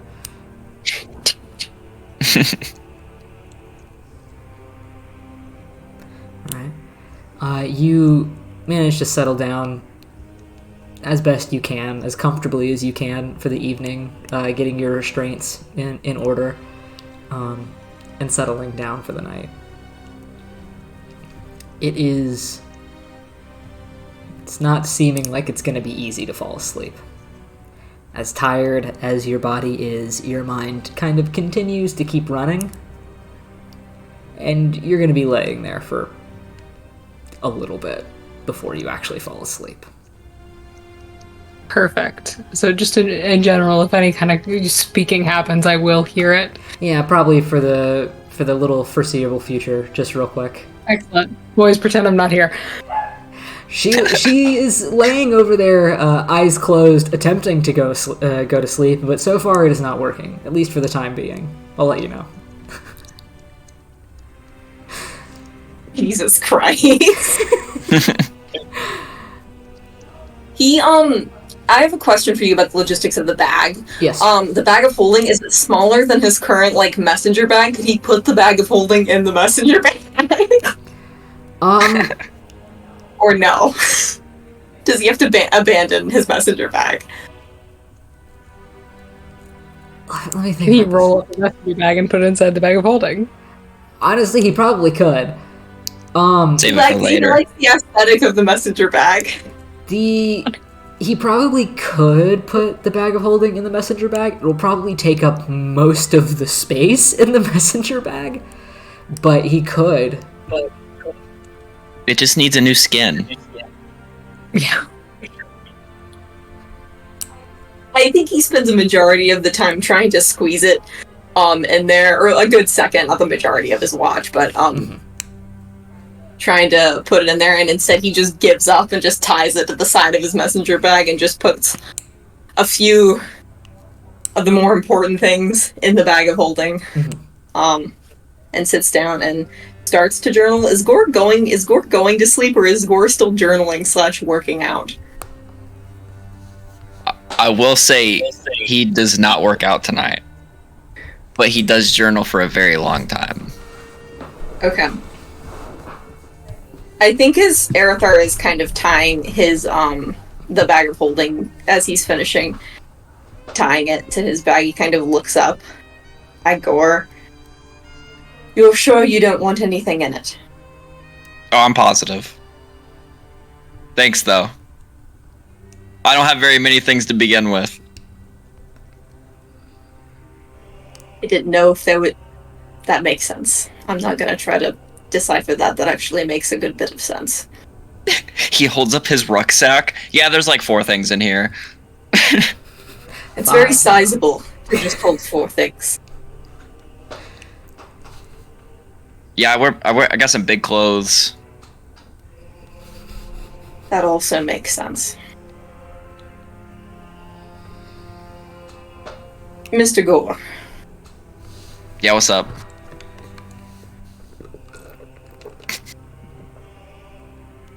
I wanted to thank you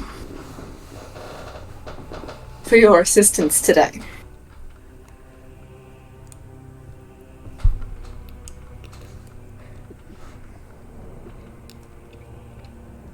Okay. We would not And have he's been able... grinning. By the way. Sorry.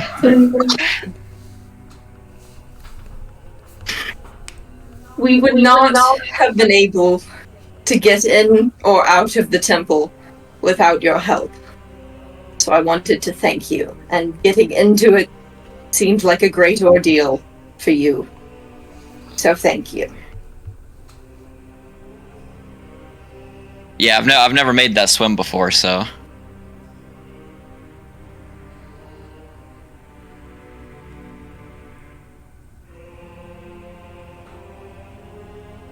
That would make sense as well.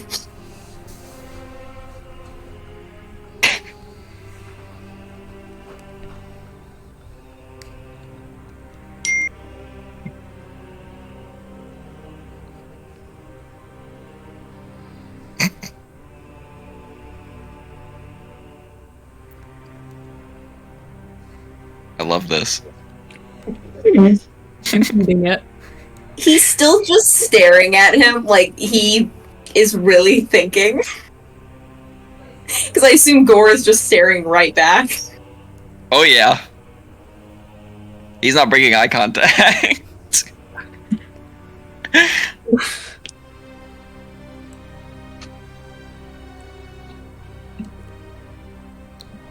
I also...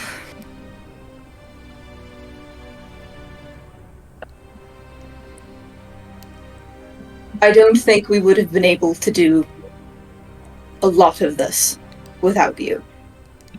So, it's not my business, your mindset, or obviously your past dealings or whatever. But I think you're probably, in a lot of ways, the strongest person in this group. You're definitely stronger than I am. You can't read a lot of the same languages that I can, but But I can read. you can read. Mm-hmm. So I want to say that because I don't think any of us should be going in to this ordeal with Mr. Sapphire with the mindset that we're not strong enough. Because that's just... None of us... I don't think any of us are strong enough for this, but we have to do what we can, and I've been harsh to you. I think some of it's a little justified, but... I did shove you off of a cliff. You did. That part It was funny. That part, I feel like I have... There's a bit of justification there, me being upset with you in the moment, and...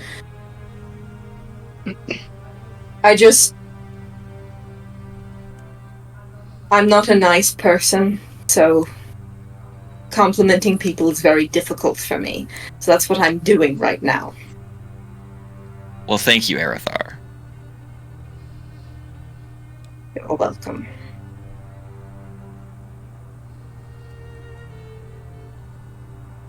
You're not so bad yourself. Definitely an asshole sometimes. But you're pretty alright. With all your magic stuff. I'm not, but I am, but I'm not. But thank you. It's... Wait. Thank you.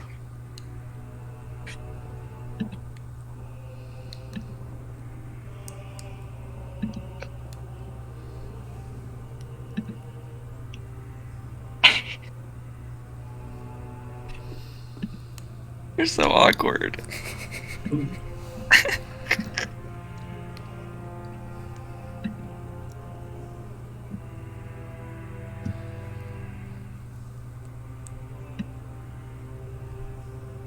You know, Mr. Gore, may I say something else? Sure.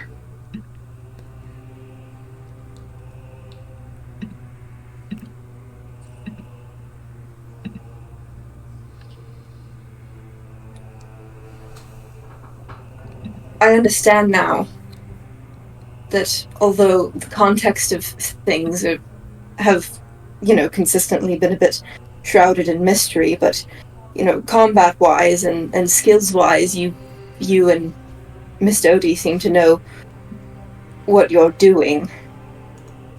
And I respect you immensely for that. I still don't quite know what I'm doing. I'm not a fighter, and I'm certainly not a healer.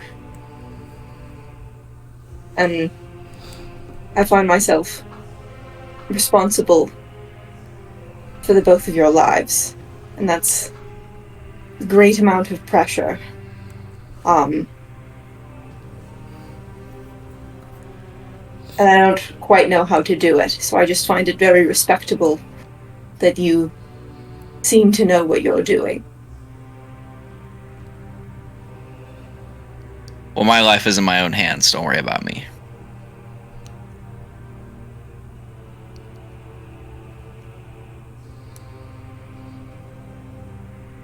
I think I'm probably still going to.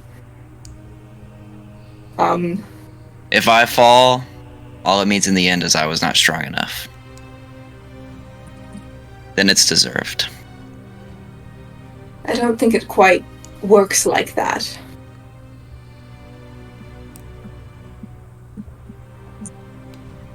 We'll agree to disagree.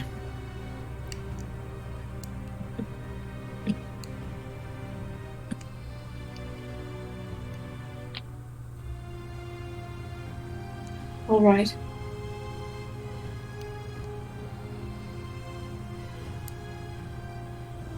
Like I said, thank you.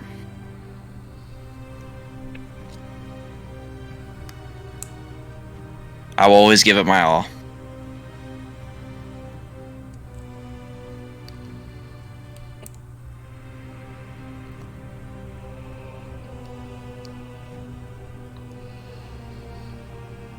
He nods. And that's when I think Aerithar kind of pulls out his journal and kind of recounts, like, the entire events of the day, still looking up at Gore every now and then to see if he's going to sleep or staying up during the first watch.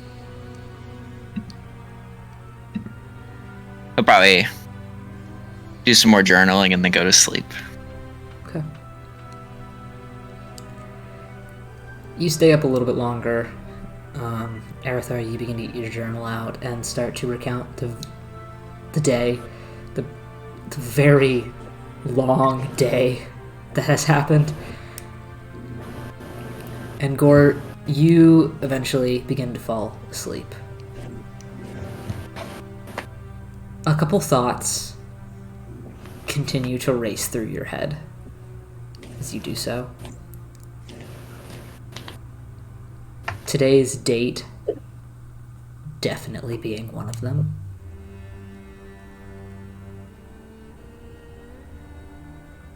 And a couple of the events that happened under the water also stick out. But you eventually fall asleep, knowing that you will wake up again, hopefully close to dawn, on the last day of the month. But you fall asleep. Dodie, it takes you a little while, especially after you hear them begin to talk and your consciousness comes fully back to you, as you are very nosy. But you eventually fall asleep as well, after long moments of trying to quell the thoughts in your brain. Unless there's anything else that you want to do before you fall asleep. Nope. But probably even a little bit later than Gore, you do eventually slip into unconsciousness. Arathar, you are left Yes. up and watching and journaling. Yes. Perception check? Yes. Okay. 18. 18. You stay up for a little bit longer, obviously. Journaling, writing down the day's events, sketching out a couple things, thinking about everything, thinking about that interesting conversation with Gore. And after a while, you start back to just looking around, taking in the night. It is pretty cold. Can't feel my hands cold like it was on the mountain, but pretty cold. You look around in the dark, in the surrounding hills, in the trees that are off to the left of you. And you continue to look around. The moonlight manages to wiggle its way through some of the clouds, but overall, it is very dark out.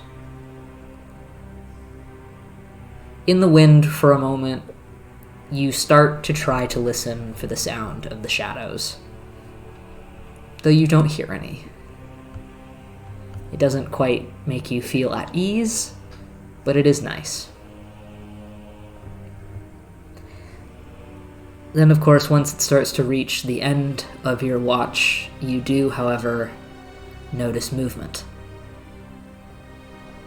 Looking out through the hills, looking around you, you notice movement somewhere in your periphery, turning and seeing several hills away, it seems, a shape on its own horizon. It's not moving anymore, and it's a pretty decent amount away, but it wasn't there before. You're like 98% sure.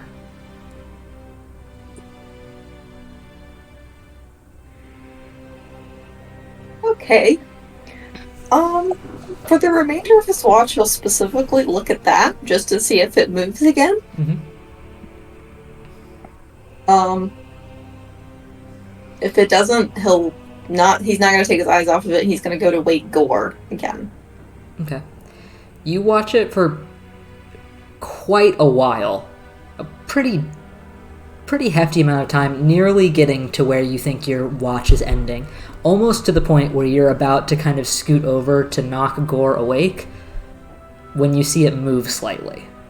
Not a lot, not rushing off the hill, just kind of turning a little bit. As if it's kind of like almost shifting on itself. He's gonna very, not aggressively, but urgently kind of nudge Gore awake, not taking his eyes off of it. What's up? Well, it's your watch. Could you do me a favor, perhaps? Yeah, what's up? And he's gonna point over to where it is. Mm-hmm.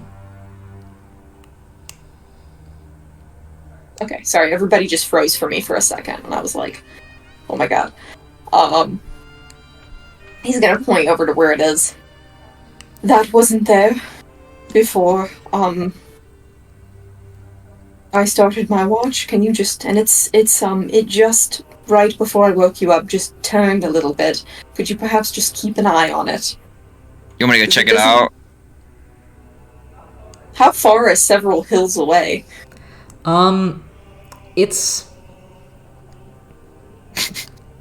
I'd say it's probably...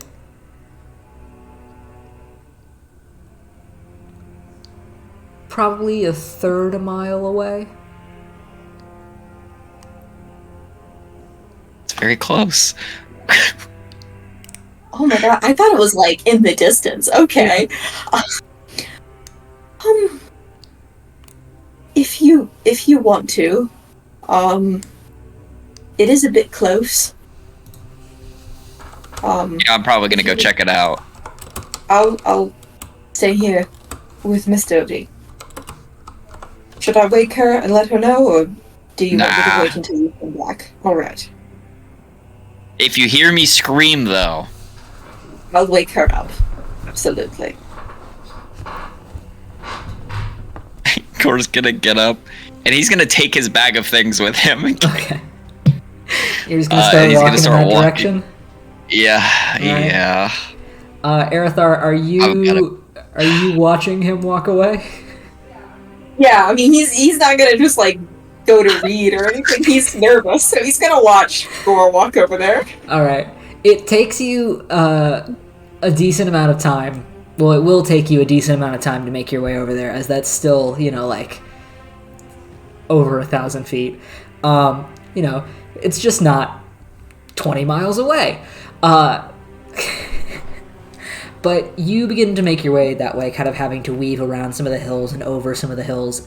Are you making a perception check as you do so, or... Yes. Also, are you doing this stealthily, or are you just kind of tromping over there? You know what? I'll say stealthily, so I can finally roll for stealth. Alright. Time for everything.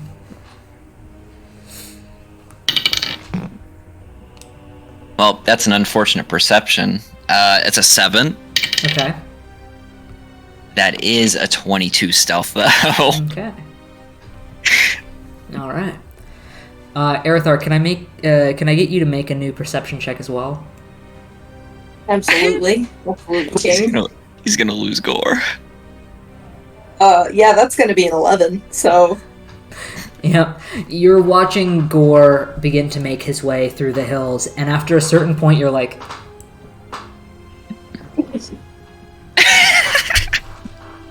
He definitely becomes more nervous if he loses sight of him and stands up and kind of starts wringing his hands a bit, kind of keeping an eye out for him. And the perception checks were 7 and... what? 11. 11. 7-11. 7-11. Yeah. It's Slurpee time. I wish I went to sleep. Oh god. But, Gore, you begin to make your way over towards that hill. it's taking you a little bit of time, especially with being stealthy, as you're kind of trying to keep out of sight. After a little bit of keeping out of sight, you also then remember that you've been taking your eyes off of the hill, and now you're trying to remember which hill you were going to. Every once in a while you look up, and the first couple times you can definitely still see that shape, and you're like, okay, it's fine. Still going. You can't entirely tell what it is, as it just kind of looks like a shape. Like, when you see a painting done by, like, a middle schooler, and it's like a sky, and then it's black ground and a black tree, but the tree doesn't look like a tree, it just kind of looks like a triangle? Yeah. It's kind of that illusion, It's just there's a shape that's connected to a hill. You could get over there, it could be a tree stump. It doesn't look very big. But better safe than sorry. And you continue to sneak. Aerithar, you completely lose sight of Gore. Time continues to go on, and you have no idea how close he is to this thing, or how far away he is, or what the deal is, but you're watching. And you try to continuously scan your eyes across the hills, trying to find any bit of movement that might be Gore, and as well, you also take your eyes off of this shape a couple more times. You look back up, and you're not entirely sure if it moved again. It might have moved again. It hasn't gotten any closer or any further away, but it does look to be a slightly different shape now.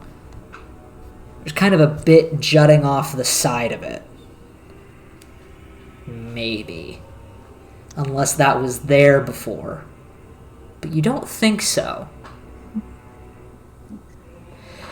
Gore's been gone for a little bit now, and it's starting to freak you out.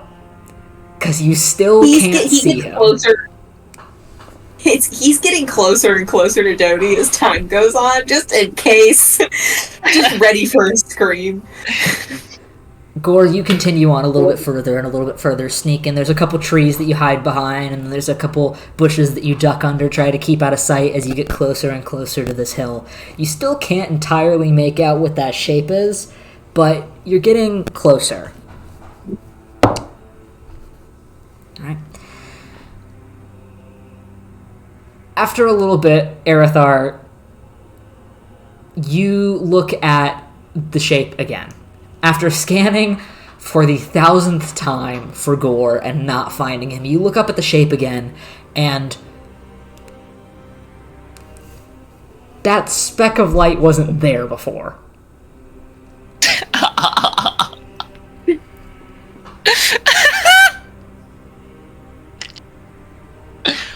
It's Baba Yaga, bro. It might have moved again. Not entirely sure. It doesn't look like it's moved. It's still on the same hill, but that looks like a tiny speck of light. Like what kind of light? Like torchlight? Like a orangish, reddish kind of, not like a bout of fire, but like a little pinprick of orangish light. And Gore didn't run off with any of it. Gore didn't run off with a light, which I know that, but that's him thinking, oh, he's gonna lean over and nudge Dodie awake. She's not gonna be happy. Is it my watch? I'm so sorry to wake you. That was a Good.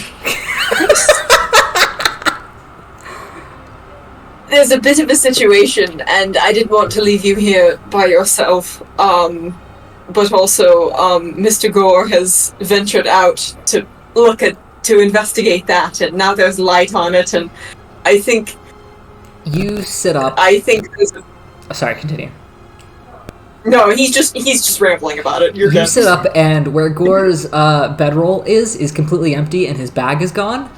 You look over to where Aerithar is pointing, and at first it just looks like just a bunch of hills with trees and shrubberies and bushes and various things that you see in nature, but then he's pointing at a very specific place that kind of looks like a tree stump, and you do notice a tiny speck of light. Can I make a perception check to see, like, if there's anything else I can make out about Sure. it?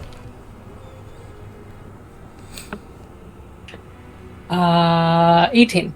18.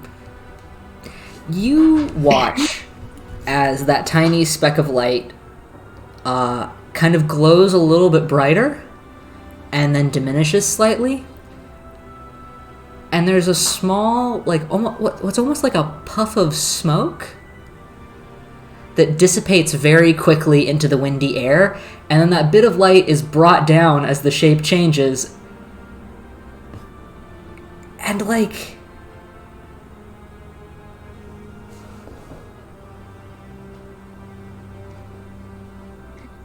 Is that Hill smoking a cigarette? Oh God! Oh no! Do I know about? Does he know about that? Dodie, you watch again as it starts to kind of, as you've put these pieces together, you watch as a very short humanoid, or the shape of a short humanoid, pull a cigarette up, take a puff, and put it back down. It looks like the shape of a very short person. Do they, like, look, like, proportionally short, or do they just look small because they're far off? From the proportions and from the distance and from the general area that you're in, you're going to assume that's, if it's a person, is halfling shaped. Oh, that makes That sense. is- Okay. That makes I thought it was sense. So much better than giants. Yeah, I thought it was a hill giant. That's why I was Yeah, in fear for I also Gore's thought it life. was. How long has that halfling been standing on that hill? I didn't. Huh. I didn't notice until the end of my watch. It wasn't there at the start. How long ago was that? Insert specified time here. I don't know. It's probably been, since he's sneaking, it's probably been over 30 minutes. 35 minutes. He's been, of course, your watch was quite a bit before that, so the halfling has probably been standing there for over 2 hours, if it's a halfling.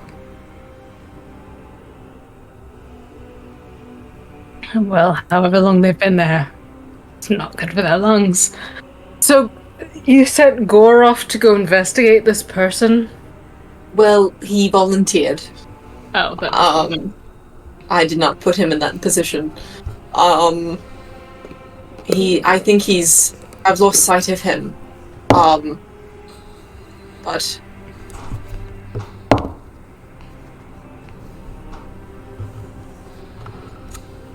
I don't.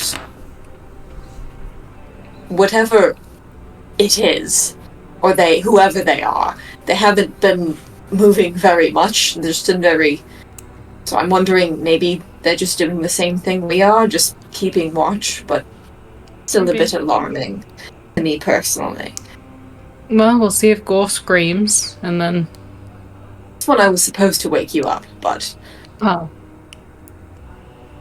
he was gone for a very long time, and it did not.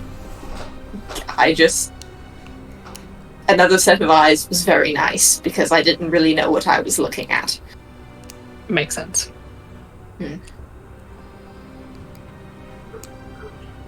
Make a perception check. Oh, God. Like 30, 30, 20? 30, 20? 12? 12. Not using them. As your sentences kind of finish, you look back over, and you still don't see sight of Gore. Gore, you are now getting to the base of this hill that you're pretty sure is the hill that you were supposed to be going to, and as you start to peek around the edge, kind of sinking yourself into like a small valley between two of these rolling hills, and start to look up the side of the hill, and there's nothing there. The two of you look off into the distance, and the shape is gone.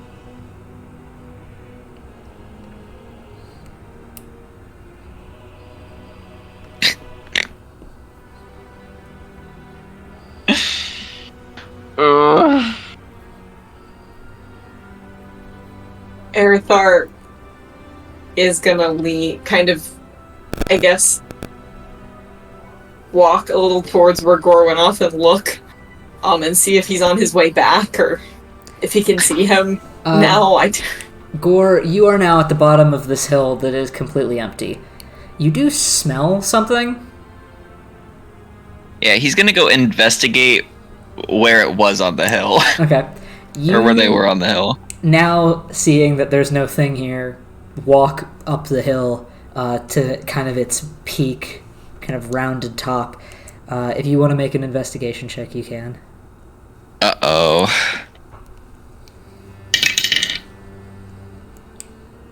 Okay, not terrible. 15?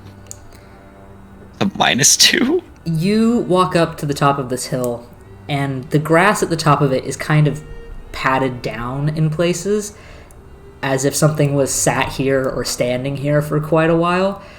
And there are a couple bits of burnt up, like, rolled pieces of paper.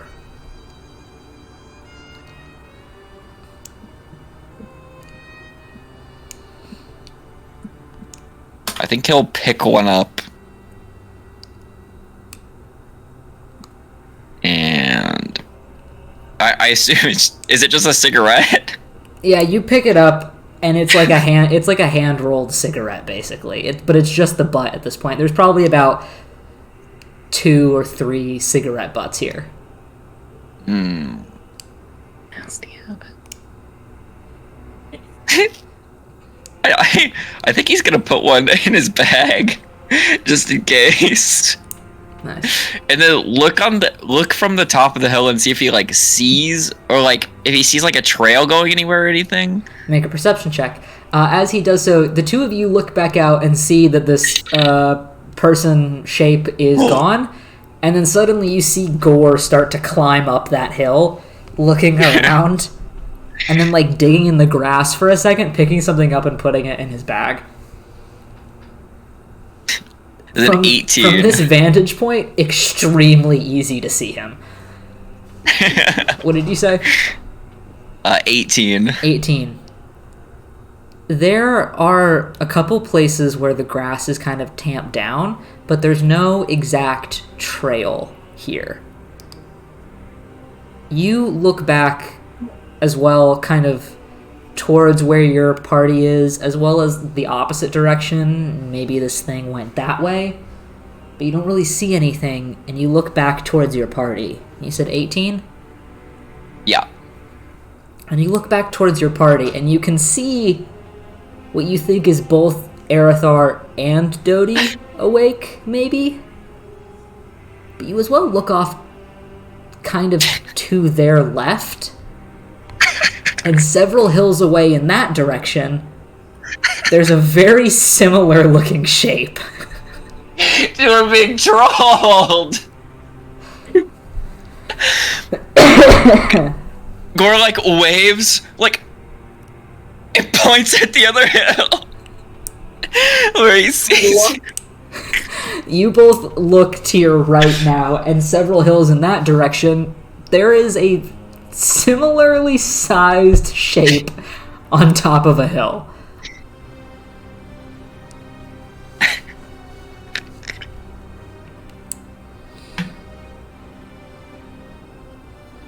Aerithor's gonna walk in that direction. Okay. Oh my. They put as like a vantage point.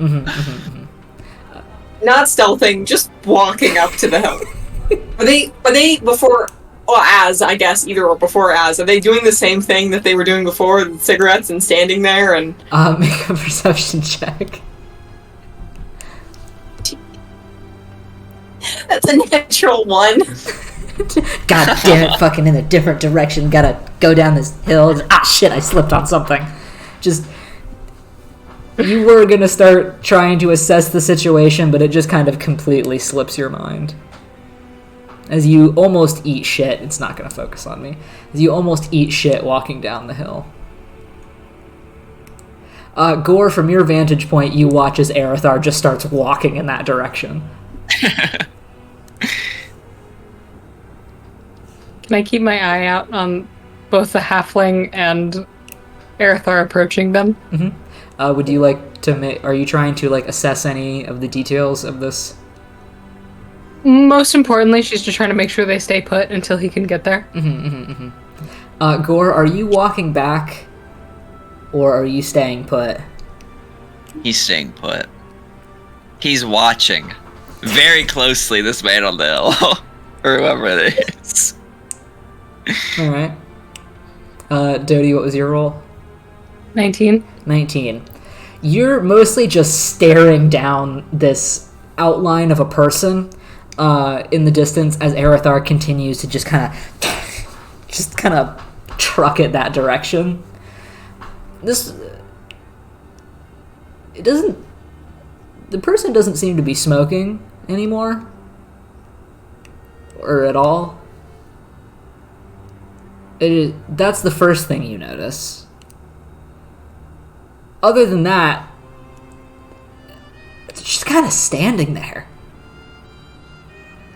And from that vantage point, especially since Gore can clearly see you guys, this person can probably very easily see this elf just kind of aggressively and just upsettingly just kind of stomping up a hill towards them. What? But they seem to be staying put. It takes a while, though not as long as Gore took to get to his hill, since you're not stealthing and you are just stomping over everything instead of trying to, like, weave your way around. It still takes you a little bit of time before you eventually start to make it over towards the hill. It is one of the larger hills, and you do kind of have to hoof it up the hill a little bit. And Dodie, as you're watching, as Aerithar gets to the bottom, basically close to this hill that this person is standing on, you watch as that person kind of leans on one leg for a second, then kicks the leg out, and then slides down the back of the hill.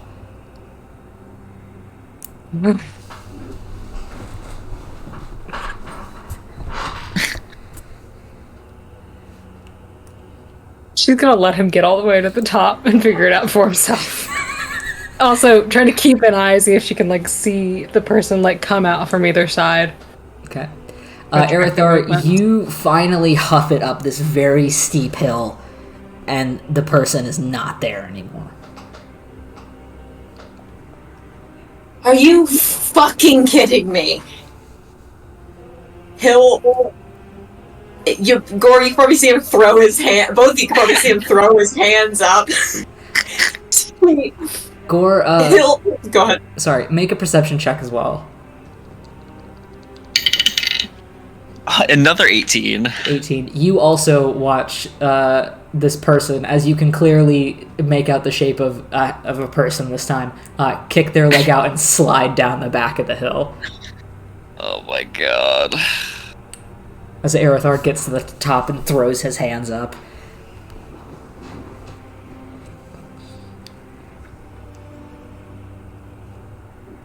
Does the person come out from either side? What was your roll? Like 19.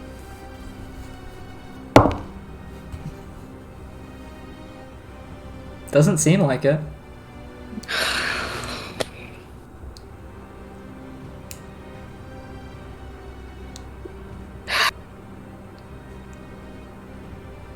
She's gonna go walk around the other, like, two corners of this hill just to, like, look off in the distance. Make another perception check. 15. 15. There are two shapes on a different hill. And now they're multiplying! Like, behind, like, in line with where Gore is, or in line with Aerithar is? Kind of like diagonal from Gore. Like, you're looking at Gore, and Gore's looking at you, and Aerithar is off to your right. Mm-hmm. These two people are standing on a hill that is off to the side of Gore. Okay. If that makes sense. On the opposite side of where Aerithar is, respectively? Yes. Great. Not completely opposite you, but like halfway between completely opposite of you and Gore. Like,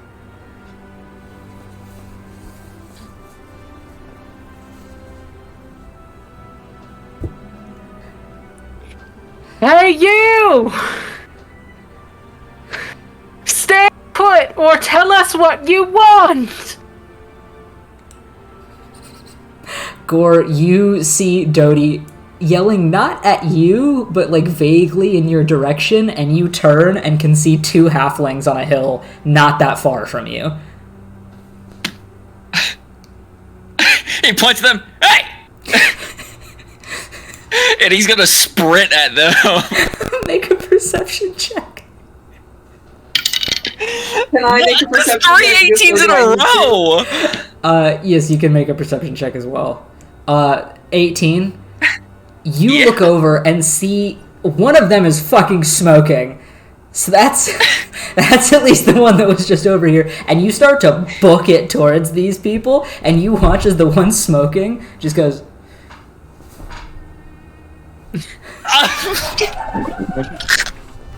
Nah, he's running full sprint, all 80 feet of movement. He's pointing at them the whole way. make an athletics check. I got a fucking plus. That's a 25. You fucking book it down and up and over these hills. After Dodie, you also watch as one turns to Gore and fully just flips him off. Arithar, you can't quite see exactly what's happening from your vantage point, but you can see Gore, I mean, just running like hell towards something. I think he sees Gore running, and he kind of gets his bearings and just starts booking it down the hill as best as he can. Are you making your way back to camp, or are you trying to, like... Camp first, probably. You book it towards camp, and probably takes you a little bit longer than it would Gore to get where he's trying to go, but you get there probably approximately at the same time as where Gore's trying to get and you getting to camp. As Dodie, I'm assuming you're just watching whatever's about to happen. Absolutely. Gore, you begin to just fucking run as fast as you can, as hard as you can, pointing up these hills. And you can see as one of the halflings kicks their leg out and slides down the back of the hill, as the other one continues to just stand there and smoke for a second before kind of dropping the cigarette and putting it out on the hill with their foot, as they continue to just kind of stare at you as you are just do running up towards them. Make a perception check. Oh my god. That is 14. 14. From as close as you are now, and the fact that this person doesn't seem to be moving, you can see what is definitely a halfling. Standing at the top of this hill, large kind of leather and fur jacket on, kind of pulled up, with short black hair, and just the smell of cigarette smoke as he just kind of stares at you for a second, and then starts running at you. No way! What are you doing? Oh. That's a good question. Oh, what the fuck? I think I would kind of catch him off guard, like, huh? He drops his hand, and he kind of slows down to a jog. He's like...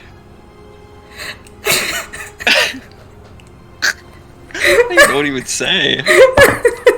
Like, come on, I just want to talk! Make a dexterity saving throw. Jesus. Well, that is... Oh, that's a big one. That's 24. 24. Okay, as this halfling continues to run towards you, you can see the little bit of facial hair and what looks to be like several ear piercings up their slightly pointed ear, as this person, blank face, stoic as all fuck, just run towards you, and as they're about to probably get really close to running into you, he drops down to the ground and slides between your legs, nearly making you trip over yourself as you have to catch yourself and stand back up and turn around and watch as he flips you off and disappears behind the hill. Oh my god. Oh.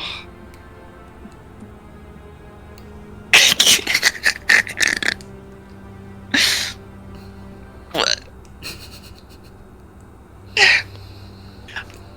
I think he's gonna just run after him wherever he saw him go. You catch yourself from falling, not fully falling to your knees, as he basically just trips you as he slides under your legs. Standing back up, turning to where he just disappeared, and running to the edge of the hill where it starts to slope. You see him just booking it around the edge of the hill now, as you begin to, I'm assuming, run after him. Yeah. You begin to chase this man through the, valley parts between all of these connecting rolling hills, as you just begin to start chasing after him. Make either an athletics or an acrobatics check, depending on how you are trying to catch up with this person. Dude, he's just full on sprinting. It's a 26. 26. That's so fucking funny. God. He finally gets to use his good stats. The two of you who are now up back at camp, as Arathar, you have made it back to camp just as you saw this guy completely just duck between Gore's legs and disappear for a moment, are now watching Gore appear for a moment in between two hills and then disappear behind a hill and then appear and then it's very hallway scene in Scooby-Doo. As Gore, you are booking it after this person who seems to just be veering between hills and then over a hill and then behind a hill and is just running and does not seem to be slowing down whatsoever before you eventually catch up directly behind this guy as he crests over one of the smaller hills. He's gonna tackle him. Yeah, that's what I expected. Make a... I think it's a grapple check, right? Isn't there a separate... Yeah, there's a grapple. It's something versus something. Yeah. I can't remember though. What is it? Haven't had a character that grapples people in a while.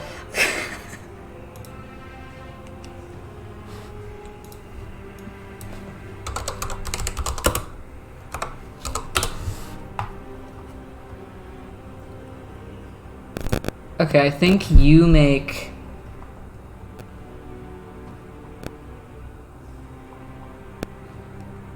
Is he... Wait.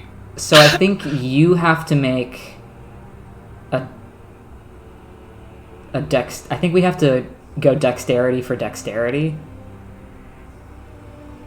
I think. Yo. It... Oh, this is so funny.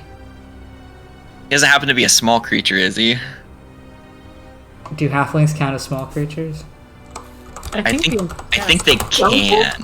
They might. It depends. So I think I'm technically a large creature. Compared to Gore. Yep. Size is small. Well, let me double check. He is enormous. Yes, enormous. He might still be medium though.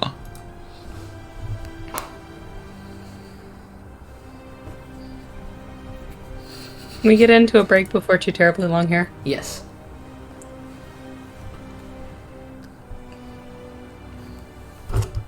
Where is... I don't see size anywhere in the characters.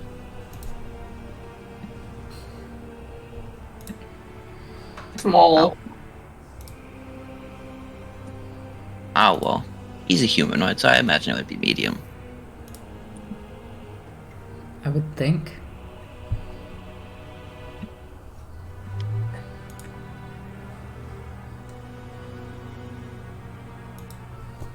I feel like the cutoff for large is 8 feet. I think so. That would make sense, because I think Goliaths are large. Yeah. Goliaths and centaurs. Centaurs are so big. Yeah, large is 1,000 pounds. He's not 1,000 pounds, so... On the wiki, it categorizes lizard folk as medium. Okay. That makes sense. Okay. So you said dexterity? Yes, Is it just a check or is it a saving throw? just a check.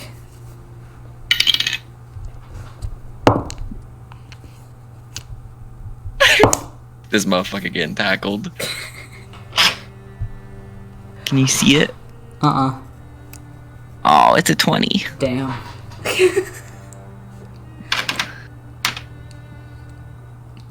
Alright. Which is a 24. As you... That's so funny. As you run up behind him, you see him look over his shoulder for a second. He has this look of like, yeah, and looks back forward just as you jump to tackle him. You two who are sitting back at camp watch Gore go horizontal between two hills, just appear and disappear behind a hill as he just leaps. And Gore, you tackle this small man behind this hill, landing to the ground and kind of almost like dragging each other through the dirt for a second. I need you to make a dexterity saving throw. Okay. No fucking way, dude. It's another natural 20. My God! It's so funny. Dude. I love these metal dice. As this person then, as you are holding this person down, attempting to get your bearing straight, as this person turns over in your arms, now you see a glint of metal across his fist as he just decks you in the face. So you take half damage. Hold on.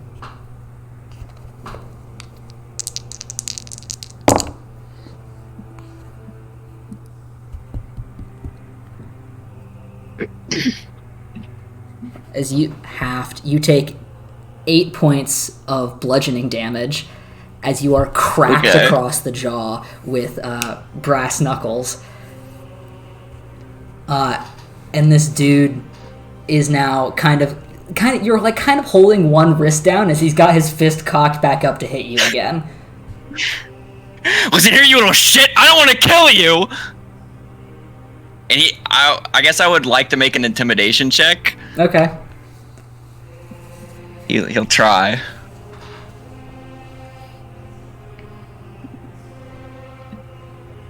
Instead of kill, he will also say hurt. That was out of character. Intimidation. Not bad. That is an 18. Okay.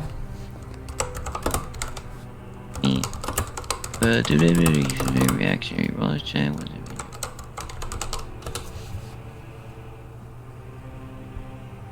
Okay. I have a backup plan if it doesn't work. Okay. You yell down at this person who continues to hold his fist up towards your face.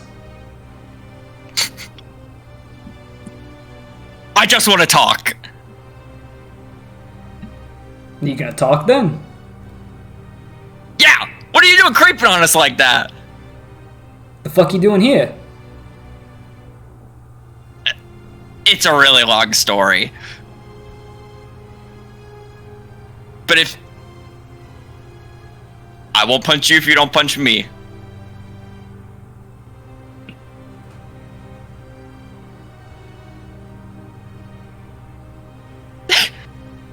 And he lets go. Books it. Gone. Motherfucker! He's gonna sprint after him again.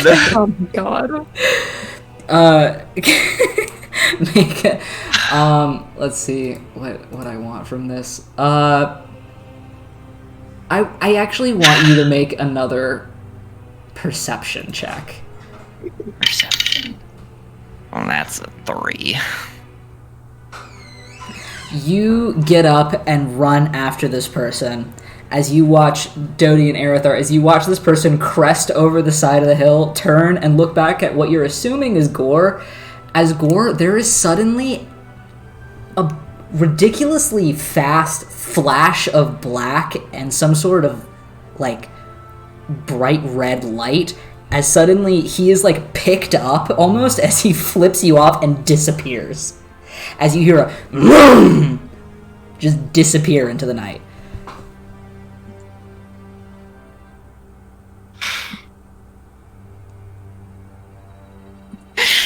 I feel like it's a silhouette of him on top of the hill. He just throws his arms up.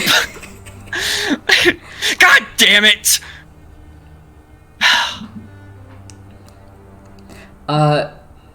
Dodie, I would say also make a perception check to see this sudden flash. 16? 16.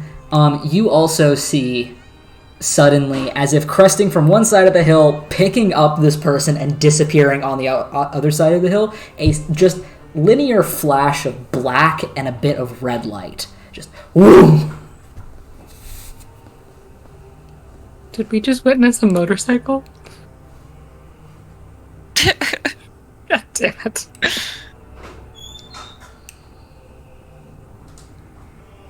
Okay.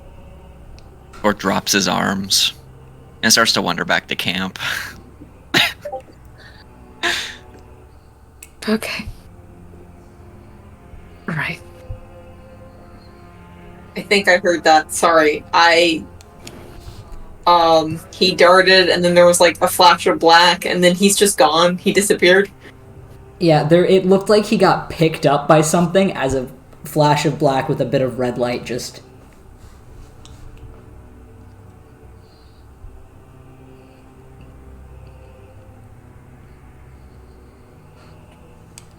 Gore, you begin to start to walk back to camp, yes? Yeah. You had kind of run all over in the distance, but you managed to be pretty much the same distance that you were for the first trek that you made.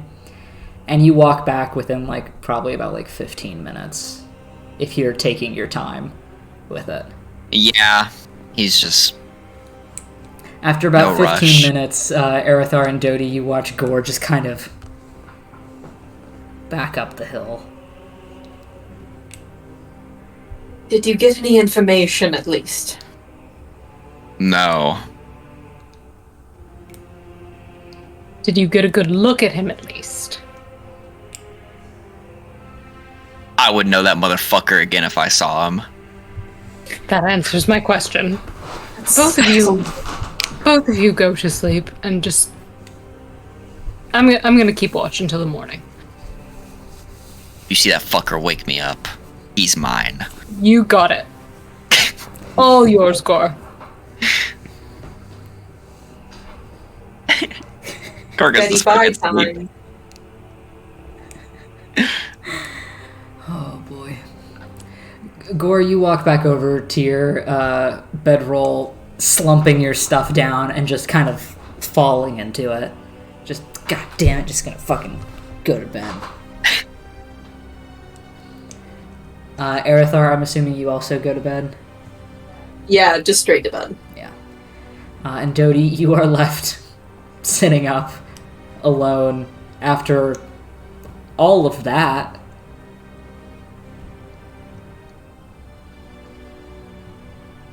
Is there anything you're doing during your watch? Looking around. It's an 18. 18. You look out for a while, trying to see if you see any more halflings in the distance. You don't think you do. You look around and you see trees and shrubberies, and a couple times you watch a shrubbery for probably about 15 minutes before you realize that, yeah, that's definitely a bush. Kind of looked like a halfling, but no, that's definitely... Okay. You continue to look around. It gets colder, somehow, still. And the storm above you gets denser. your mind is still kind of reeling from whatever the fuck just happened. But as the adrenaline from that kind of winds down and cools off, you're left again kind of anticipating the dawn and anticipating everything that's going to come after it. The storm is getting violent, it seems, as it approaches. You can see now, from your vantage point, that the rain is about to close in on you again. The cold wind seems to get stronger, and the lightning, almost like heat lightning, in the clouds above you gets somehow even larger, as if the bolts of lightning are growing in width and length, despite the fact that they're still within the same clouds. It definitely doesn't feel like a real storm. It definitely doesn't feel like something could sustain itself for this long, for the weeks that it's been going on. And though you know that the sun is beginning to rise, it still feels dark. But you see no more halflings. And eventually the sun does rise.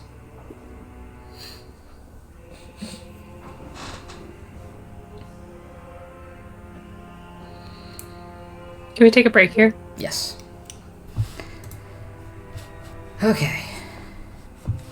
Wanted to get to that. So we will be right back.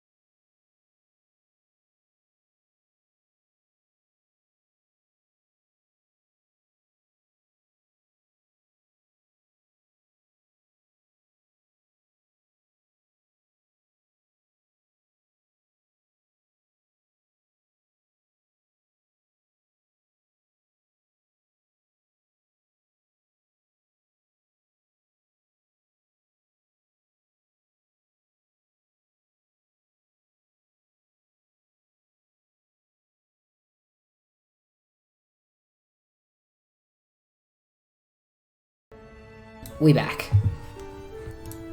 So. Okay, so, Dodie, the sun has risen. Yes. You are contemplative. Begin. Kind of shaking off how cold and dark it is, and the last lingering bits of memory. She will let the boys sleep a little bit longer than she usually would because of the everything before waking them up. Gore first, kind of reaching over and gently nudging him on the shoulder. All right, rise and shine. No halflings to report. I was kind of hoping there was. He starts getting his things together.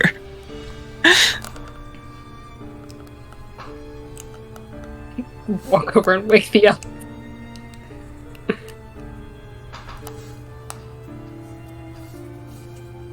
I know it doesn't seem like it from the amount of light, but it is morning. He sits up and starts getting his stuff together, just kind of shaking his head as he remembers what happened before he went to sleep. So, Bell Tower. Yes. Is it literal? Is it metaphorical? Is it... Who knows? The question is, our centaur friend, is there enough time for him to be metaphorical, or was he just giving us an answer? Are we overthinking it? Are we just not in eye shot of a bell tower yet? Those halflings have to have come from somewhere.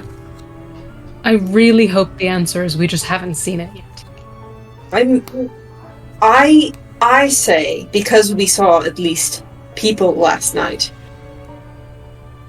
that we just walk for a bit. And if it gets into the day and we still haven't seen it, we come up with a new plan. Does that sound like a plan to you, Gore? Sounds like our only option. Okay. And we're walking! You all gather your things and begin to walk through this patch of forest again, following the little bits of trail that exist here. It's not very distinctive compared to the rest of it, and it kind of makes a little bit of sense with how little people that you've seen and how little the people you've seen have been, that these trails aren't very big. But you continue walking somewhat southwest in a certain direction.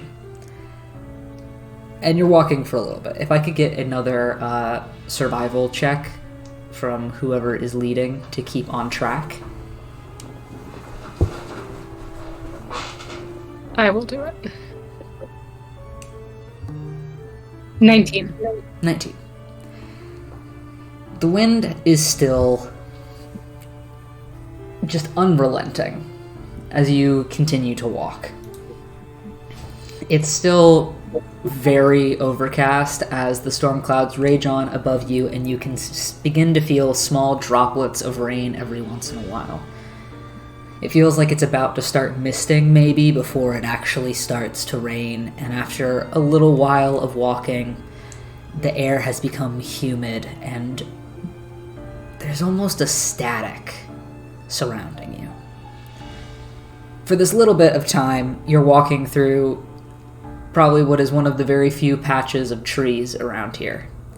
And it almost feels like a forest, though it's not as dense or as covering as you would wish.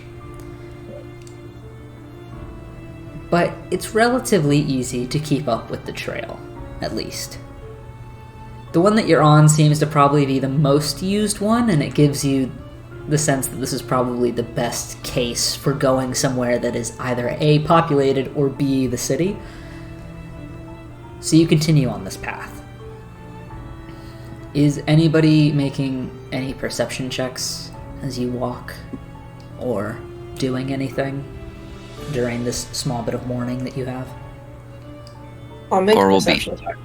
Yeah, Gore will be looking for halflings. All right.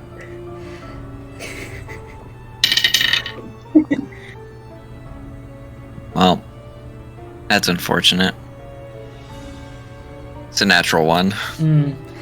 You are thinking real hard about all the steps that led up to that motherfucker getting away. It's like replaying in your brain. You can picture it so vividly. It's fucked up. Arathar, 11. 11. You continue to walk for a while. And it's only gotten into probably what are the still early hours of the morning, considering how early you guys got up. When you start to see ahead of you on the trail more signs of the path being used. Dodie continues to follow forward, kind of tracking the trail as it goes, making sure that you guys don't accidentally wind off on a kind of side trail. But as you go, you start to particularly notice how the trail gets a little bit wider, how it seems to be more trodden down, and eventually ahead of you, how towards now the opposite edge of this patch of forest, that there seems to be some man-made structures lying against some of the trees. As if somebody had kind of tied some sticks together and propped it up on a tree. You can't entirely tell what it is, but there's definitely more signs of life up ahead.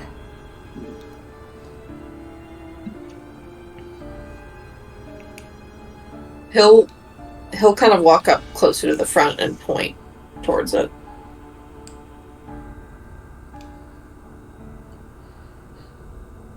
Probably getting into civilization. Thank the gods.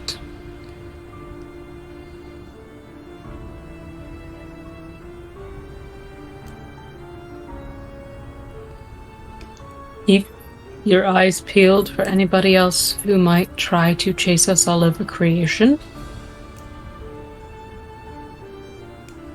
Gore, you're pretty much completely zoned out, just kind of following behind these two. But Dodie and Arathar, are you making different perception checks, or are you kind of keeping the same one? He'll make a different perception check on like as if there's more man-made structures that come into view, specifically on those, to see if maybe specifically what they are or if he sees anybody. Okay. Yeah, make a perception check for me. She'll start to pay a little bit more attention too, I think. Just focusing less on trail now that it's a little bit more obvious. And more if there's any signs of anything hinky. Oh. Arathar? It's been 11. 11? You guys all froze for a minute. Sorry, I was waiting to see if it would fix itself. 21. Oh. Dodie, now that these structures have been pointed out to you, you kind of notice them for the first time. They're all kind of made out of sticks, so you didn't really see them because they kind of blended in. You're thinking about a lot of stuff right now. But you start to notice more of this as you move forward. Arathar, as you move forward, you can see how some of them are almost like ramps, like leading up to the tree, which are a little bit odd to you. And as you walk a little bit closer, you can see up in one of the trees there is a wooden box that is like nailed into the tree.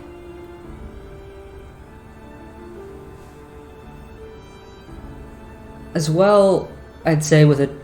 You said 21?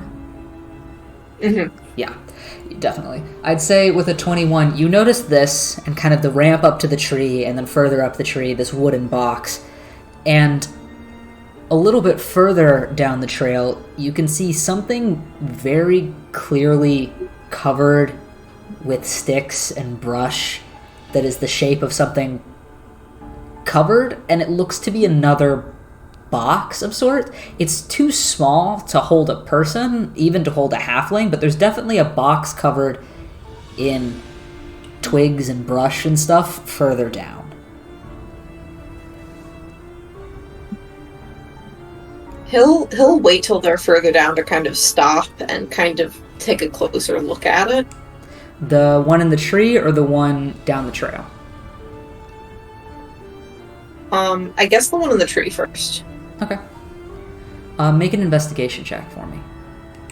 Yeah. Can he also cast Find Traps? Yes. Just, Smart. that's a new spell. Before he steps onto the ramp, if I could cast Find Traps, and then I'll go up there and make an investigation check if there's no traps.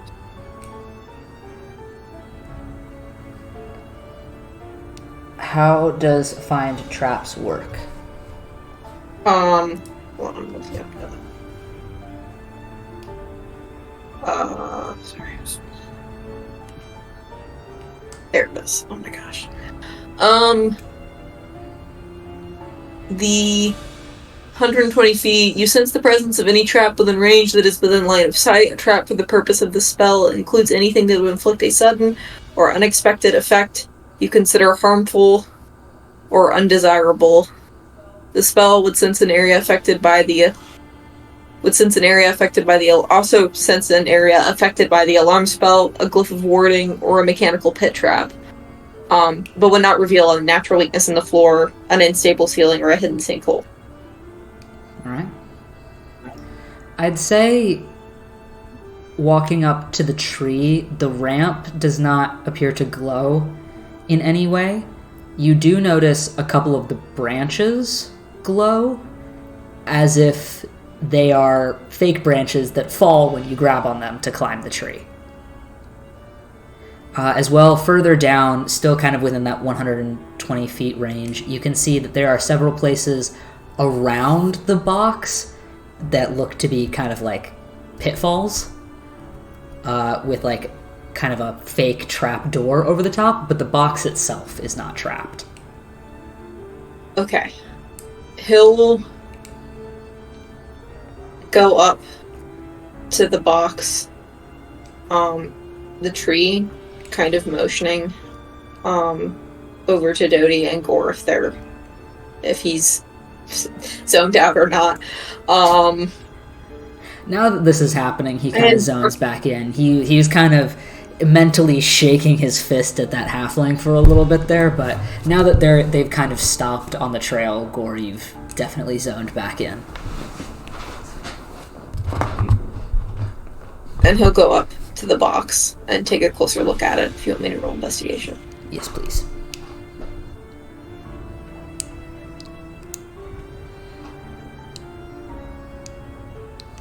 Uh, 16. 16. It's a little bit higher in the tree. Luckily, you're pretty tall, so you can kind of reach it when you stand on your tippy toes at the top of this ramp. But it feels like it's nailed into the tree, and the front kind of face of this box pulls down like a mailbox. You kind of fiddle with it for a second, knowing that it's not trapped, and open it, and see that there is a small burlap bag in it. Okay. That's not... Okay. That's not glowing, is it? Just to make sure. No? Okay, cool. Seems to just be a burlap He'll bag. take that. You kind of take it down. It's approximately yay big, and it seems to have multiple items in it. Okay. He'll look inside at the items. Kind of opening up, at first you see something that kind of takes you a moment to recognize, and suddenly you feel very strange about opening this bag, as there are probably about 50 gold coins at the bottom of this bag. and 2 rubies, as well as what appears to be a small, like, almost like miniature, like, what's the expanding eye scope that pirates use? You know? I don't know the name for that. Yeah, it's the mini one. I don't know the name of it. Yeah, It's just the like small Eyeglass? one. Yeah, sure. Eyeglass. There's also a small brass spyglass. My God, he kind of makes the same. He makes the same face that he did when he realized that the other bag was a bag of holding, and he looks up at Dodie and he hands it to her.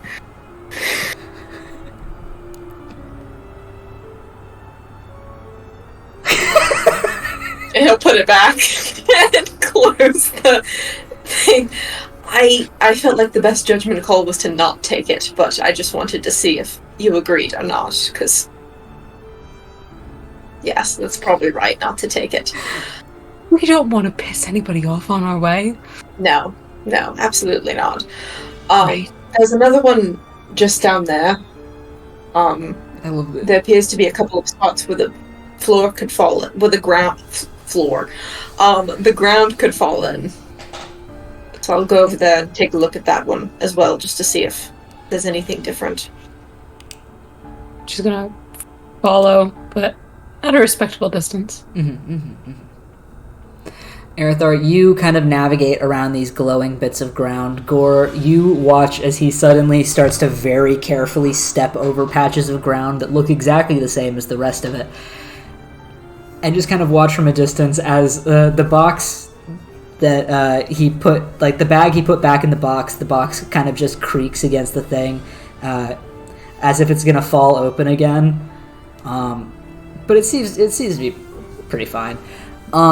As Arathar, you walk up next to this box covered in branches and twigs and underbrush and stuff, as if it's kind of being kind of concealed.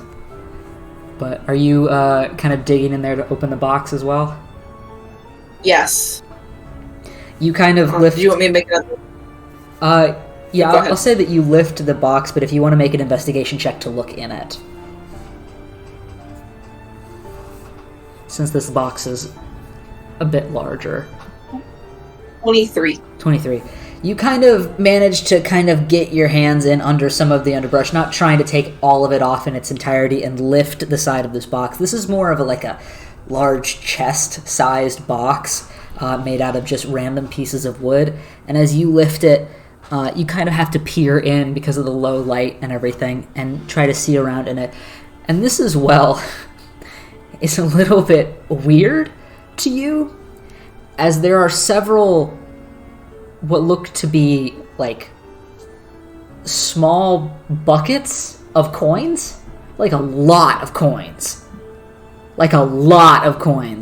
as well as several large, almost brick-like bags, and a piece of folded parchment on the top. He'll take the piece of folded parchment and read it. He won't take any of the other things out. What languages do you know? Celestial, Common, and Elvish. Alright. Let me see. Yeah, about half of this letter is written in Common, and half of this letter is written in some other sort of language. The first half that's in Common looks like it was scribbled very quickly. And the handwriting is very shaky, and at certain parts it's like smudged in places, and certain words are crossed out and then rewritten next to it. And it basically says, "So sorry, so incredibly sorry, so sorry. I'm sorry this was late. I put it here. It's here. And this is as close as I could get it on time. I promised I'd put it here. It's the shipment that you asked for. It should be all of the things, and also a little bit of extra on the side because I'm really sorry. Please, I promise this is the last time I make this mistake."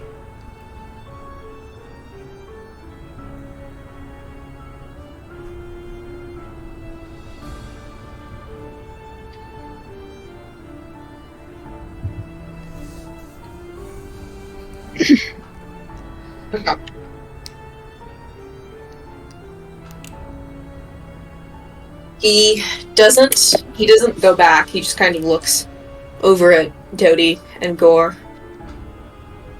It's mostly just gold pieces again. There's buckets of gold pieces in here, and bags full of some sort of sturdy material. I don't want to go. I can go looking in them. I don't particularly want to. And he kind of relays what the note says. I say we get out of here as soon as we physically can. Puts it. Closes the thing. Probably. Starts walking. You walk back over to the trail out of the range of these pitfalls, and back to where your two party members are.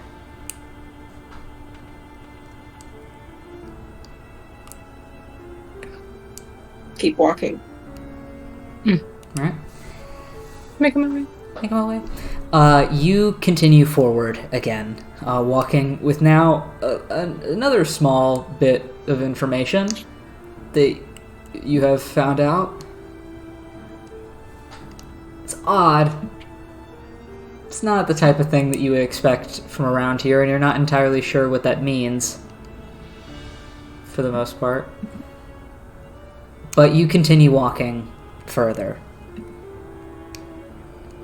The storm, of course, still continues, and eventually you start to leave this patch of forest and back out onto the rolling hills that just kind of continue and continue and continue further.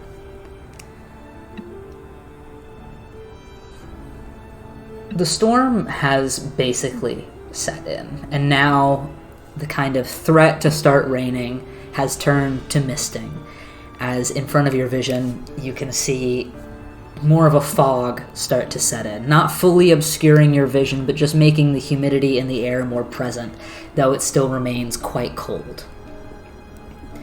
Continuing a little bit further, you get to the point where your vantage point opens up again. Outside of the trees, now back on these rolling hills, you can see further ahead of you. And you can see pretty far, too. Dodie, are you the one leading?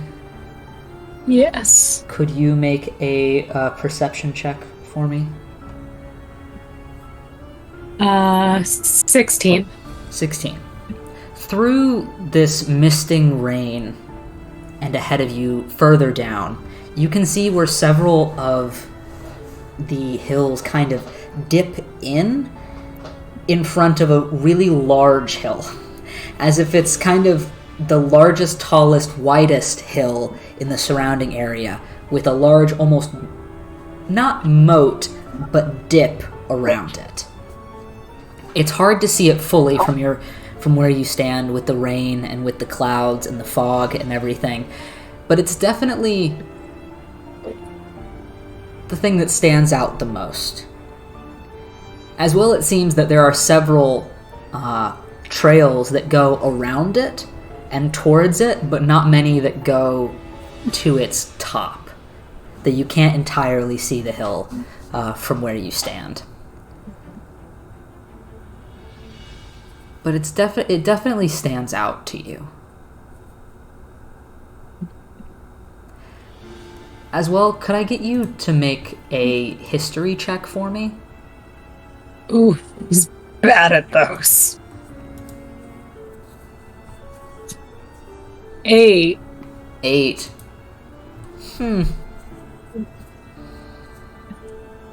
Huh. You feel like you remember somebody telling you something about the Eastern Hills. Damn. That's rough. You can't remember who told you either, but it was somebody recently. Not like recently, like the past couple weeks recently, but recently like the past couple months probably. Was it Jen, maybe? Might have been. Bless you. But you continue walking, yes? Are we going towards this hill, around this hill? I think she's gonna point it out to her party members, especially Arathar. I need you to make a vibe check on this.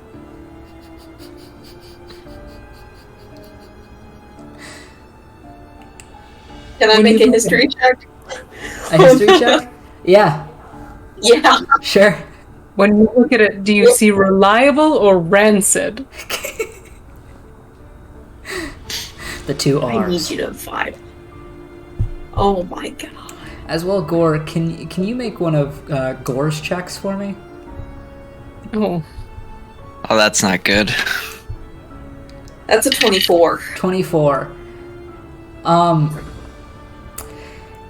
You look over to this large hill in between all of these other hills, and you try to think back on any piece of knowledge that you might have from around here.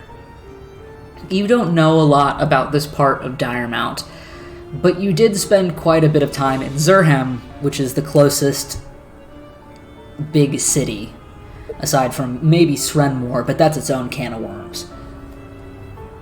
You kind of look at this and try to do what Dodie kind of said and maybe try to get a vibe off of it, but you're mostly just seeing a big old hill with a bunch of fog on it, and that's not very helpful. But you try to think back to anything that you might have heard in Zurhem about the Eastern Hills. And you think back to being in the Tin Cask Tavern, and you think about Crank Noodles, and you think about all the batshit things that Crank Noodles has ever said. And you think about the time that somebody came into the tavern and asked him about something, about a shipment from the Eastern Hills, and he just walked out of the tavern. Just straight up just turned around and just walked out. Didn't answer the guy at all, just walked out. And you remember that guy was definitely a halfling?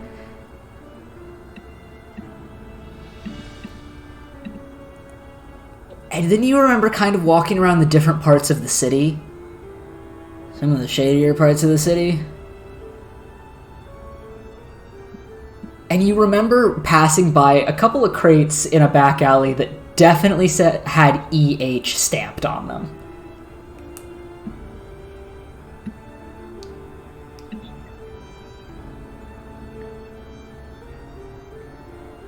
I don't necessarily know what a vibe check is, but I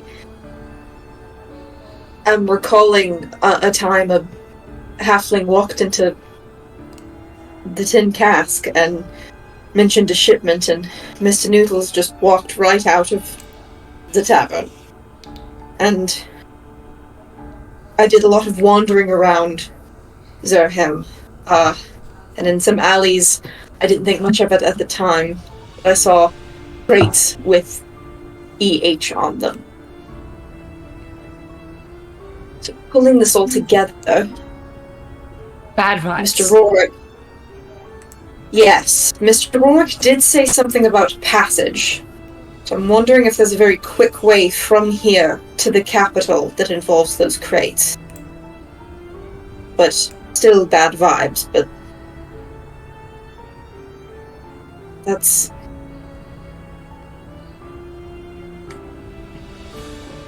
I don't know. How do we look unnarkish as possible? Maybe let Mr. Gore lead? I like this idea. Also, it was a 19. 19. You stand for a moment kind of listening to them talk and Arathar kind of recount this tale, and you remember walking through the city as well. And you remember kind of the reasons that you've had for being in the capital. And the dealings that have definitely happened. And a sense of familiarity washes over you. And just this humored sense of amusement.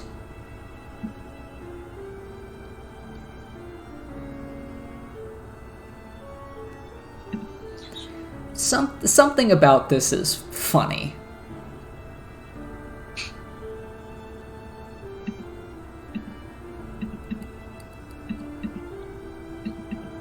Interesting.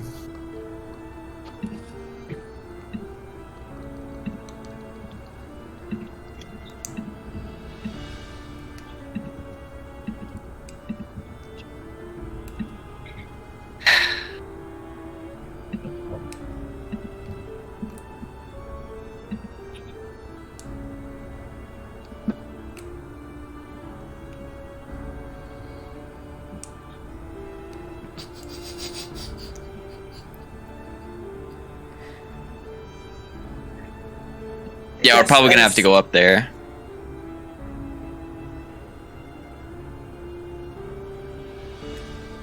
Do you think it would be best if you take the lead when we get there, or? Just let me lead the way. And he starts walking up the hill. I like this idea. Nice. Yes. You begin to make your way directly towards this large hill.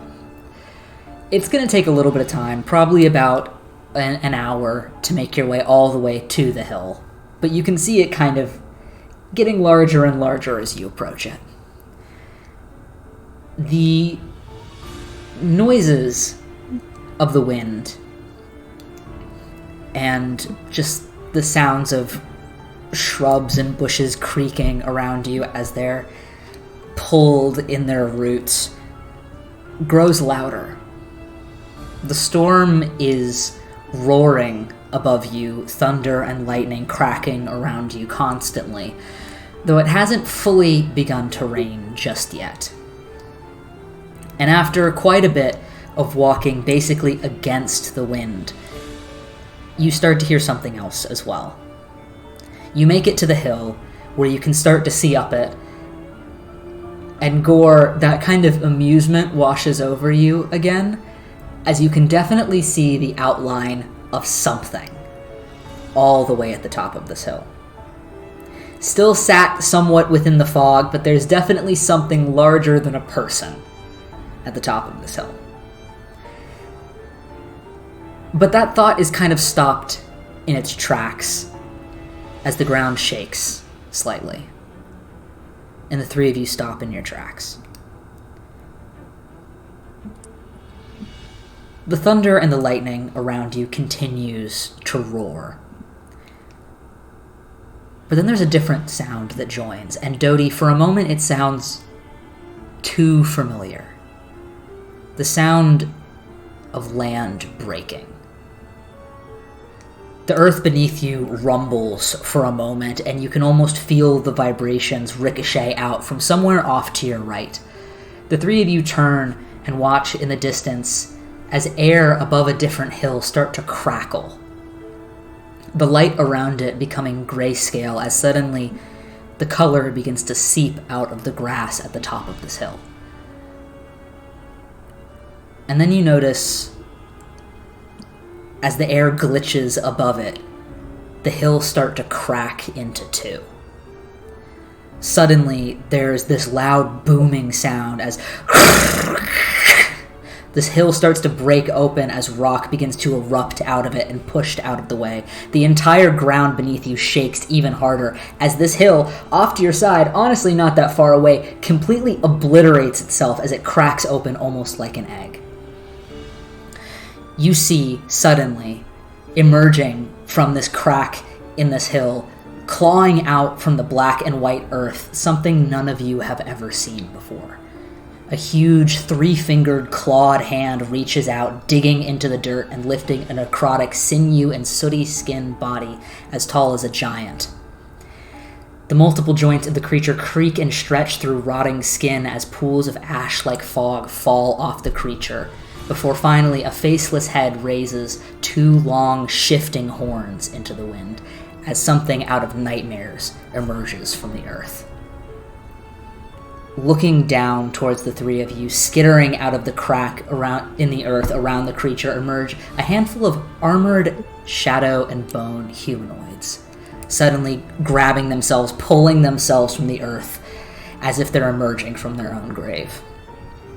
You watch as the creature begins to stand up atop the broken earth, pulling its joints back into place as if it's cracking all of its bones into the correct position.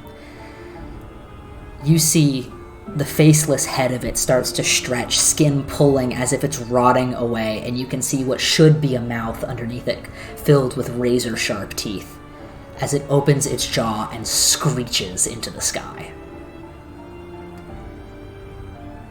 The air around you feels like it's burning. The sudden vibration of all of it, the sound of the screech hurts your ears even from the distance, and you can see this handful of armored shadow people, maybe, look towards the three of you. They suddenly seem to almost talk amongst themselves before looking in your direction. One of them beginning to climb up the creature, standing above all of the hills, towering above everything, before it points down towards the three of you, and the creature begins to bound in your direction. Doo, doo, doo. You feel its feet hit into ground as clawed feet dig tears and tears and tears out of the earth, now soft with the humidity.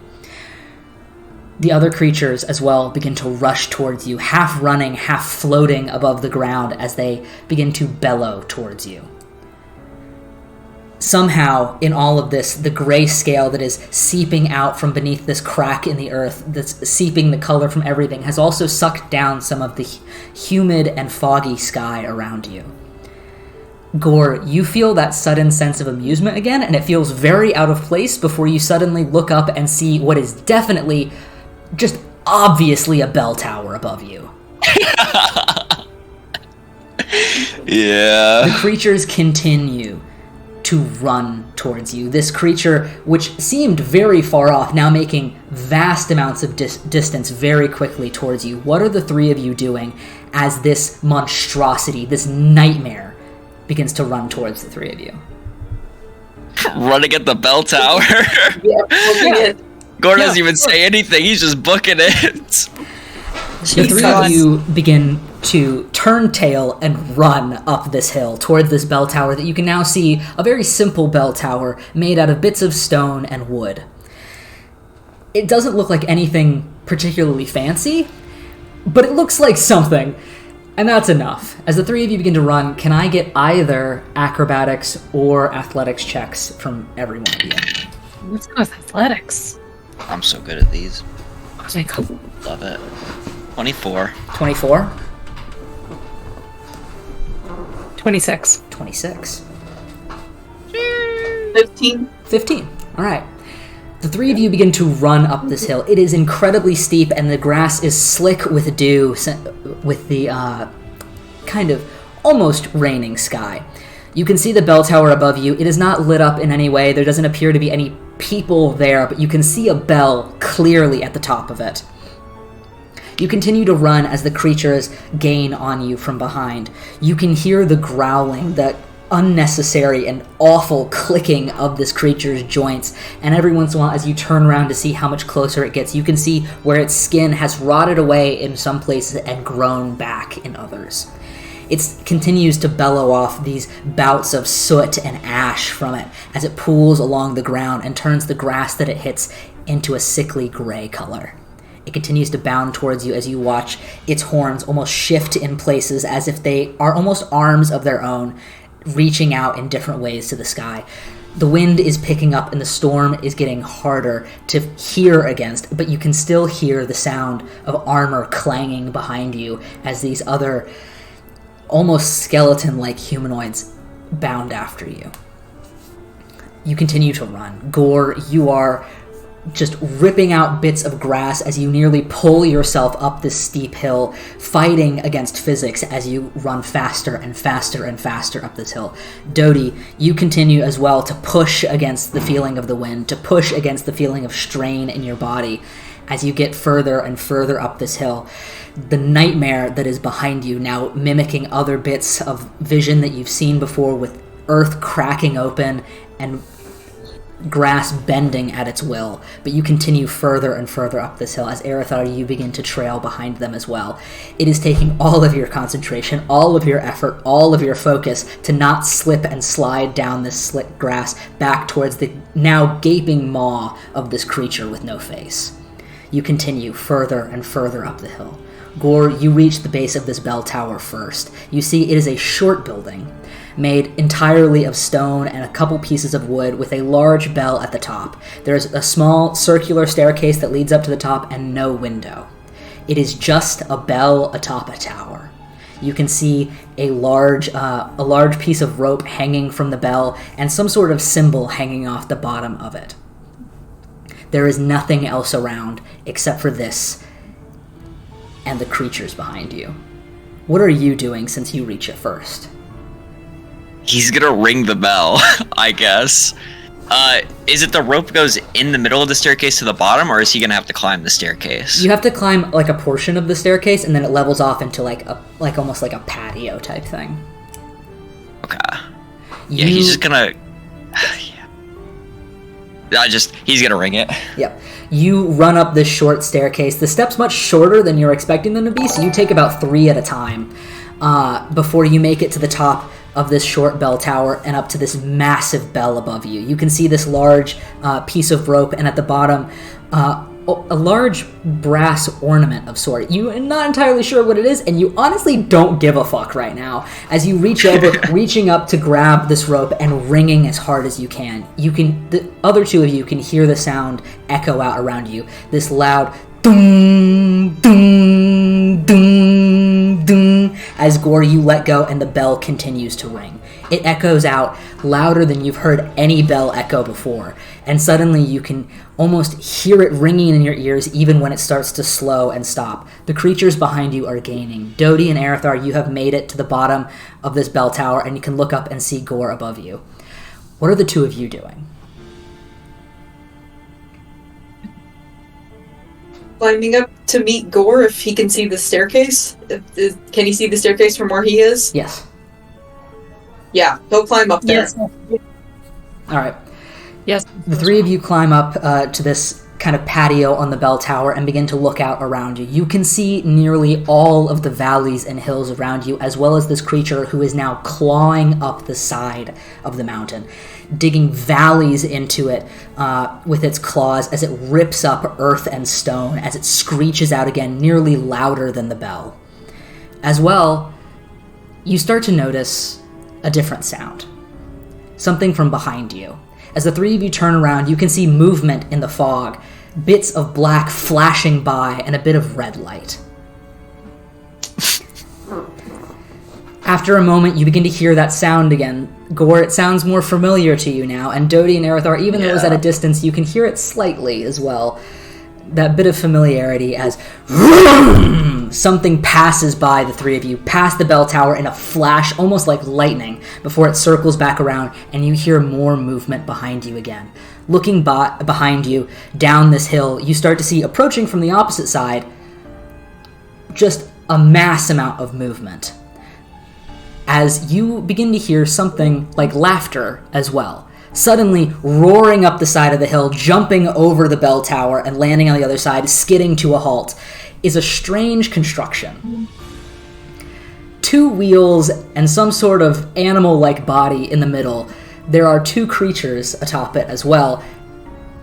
As for a moment you feel like you're dreaming, for a moment you feel like you've stumbled into something, like maybe the creature has already eaten you and you are having some sort of death dream, as you hear, "Oh my god!"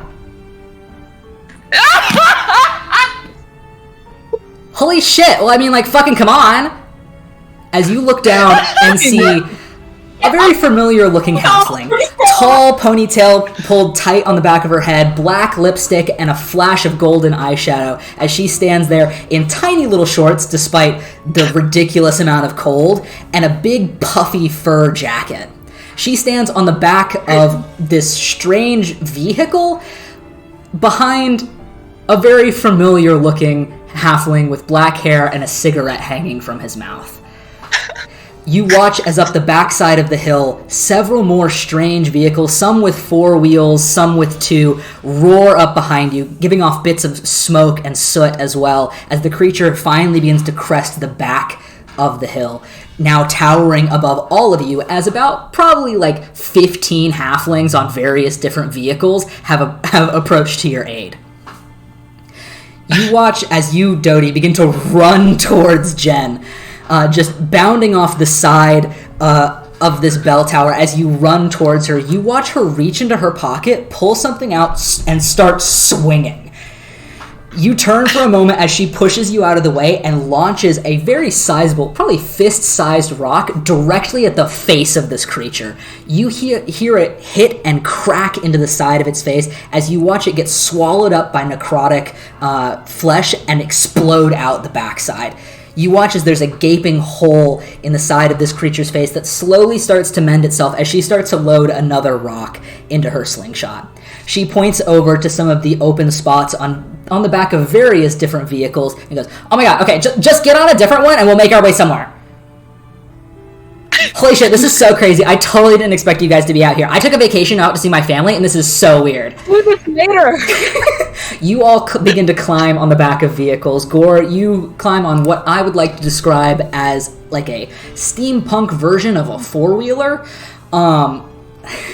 with a very small, surprisingly not halfling person. As you climb on the back, you see more of a greenish tan skin, with several ear piercings, as well as what is probably a goblin turns back, blows a bubble of gum, and then turns back and takes off. Arathar, you climb on the back of a different vehicle with probably 3 other halflings, as well as what is probably a gnome and what is probably another goblin, as all of the vehicles take off. Jen pulls Dodie onto the vehicle with you. You are now balancing on the back of a very small motorcycle, but she is holding on to you with one hand and swinging the slingshot with the other. You then begin to take off the back of the hill. Cascading down the slick grass, the speed begins to get intense as you are now running away from these creatures. They are bounding after you as Jen and several other of these halfling goblins and gnomes begin to start just an onslaught of attacks on these creatures. Jen turns back to you, Dodie, and is still talking somehow. She hasn't stopped a moment this entire time, though she is still continuously launching large fist-sized rocks at these creatures. This is so crazy. I totally wasn't expecting you to be out here. I mean, this is really weird. How did you know to go to the bell tower? That's so wild. Anyway, it's so glad that we found you, though, because I don't know what the fuck that is.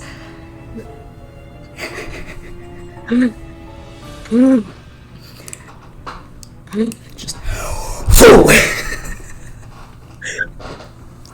do you guys need to get to the capital? I'm assuming you're going to try to get to the capital. Okay, hold on. Well, you're going to need to hold on really tight because we're about to go over the side of a cliff. You guys launch off the side of a cliff. None of you saw it coming in the fog as suddenly all of the vehicles are descending off the side of this ginormous cliff that you nowhere near expected. At the bottom, you can see what looks to be a small river that does not look near deep enough to catch the 3 of you and not die. But this is what's happening as you cascade off the side of this cliff, suddenly being launched mid-air, still holding on to all of these vehicles. A couple of the halflings reach up and grab Arathar and pull him back down onto the vehicle, as you were not expecting to go airborne whatsoever. Finally, the vehicles almost start to slow down before reaching the water, and then continue through it. As if suddenly going underwater into a cave system, you suddenly pop out along the other side, having to hold your breath for just a moment before suddenly you are in a very large cave system.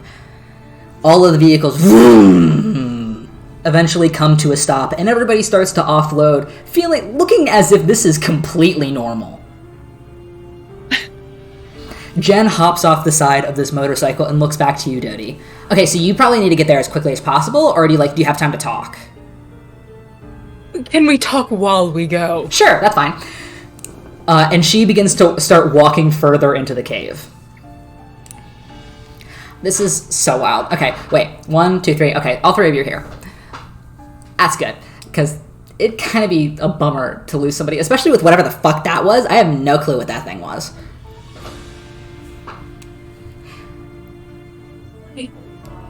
Full body shaking, slowly getting out of the vehicle. I am so happy to see you right now. Oh my god, I'm happy to see you too. I'm glad you're not dead. That was definitely a concern.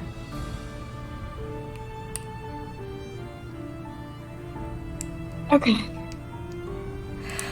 Gore, that halfling that got off of the motorcycle with Jen is now just staring at you with a shit-eating grin on his face. Yeah, he's just sitting with his arms crossed, staring back at him. Oh my god, okay, so I think you probably met a couple of these people. Well, probably not met. I think he probably punched you in the face, right? We're even. Walked by. Yeah. She's continuing to walk further into the cave, and at the back you can see several large, what almost look like wooden doors that are just kind of propped up on this back wall of this cave. Anyway, so I came out here to see family, which is honestly kind of crazy because it's so lucky that I was here because like we were out just kind of like hanging out, and then I heard that there were 3 people who were like out in the hills that definitely weren't on the trails, like, you know, for like paying reasons. So it was like totally weird. But anyway, I said that they should send people out there just to like see who they were because like obviously you don't need people in your territory that like aren't following the rules or anything, but it just happened to be you guys, and that's so wild.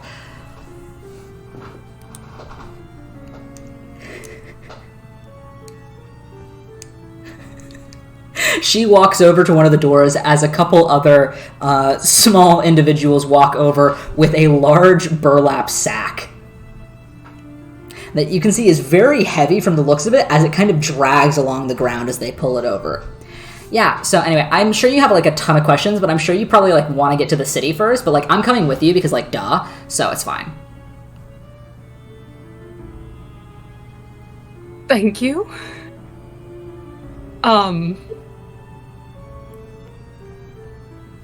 Gods, am I happy to see you. That's so sweet. First of all, glad you're okay. Second of all, glad that you were able to find something to do after, you know, very suddenly your job didn't exist anymore. Yeah, but third of all, I'm gonna need help sneaking back into the castle, and you, if anybody can do that for me, it's you. yeah, probably. Okay.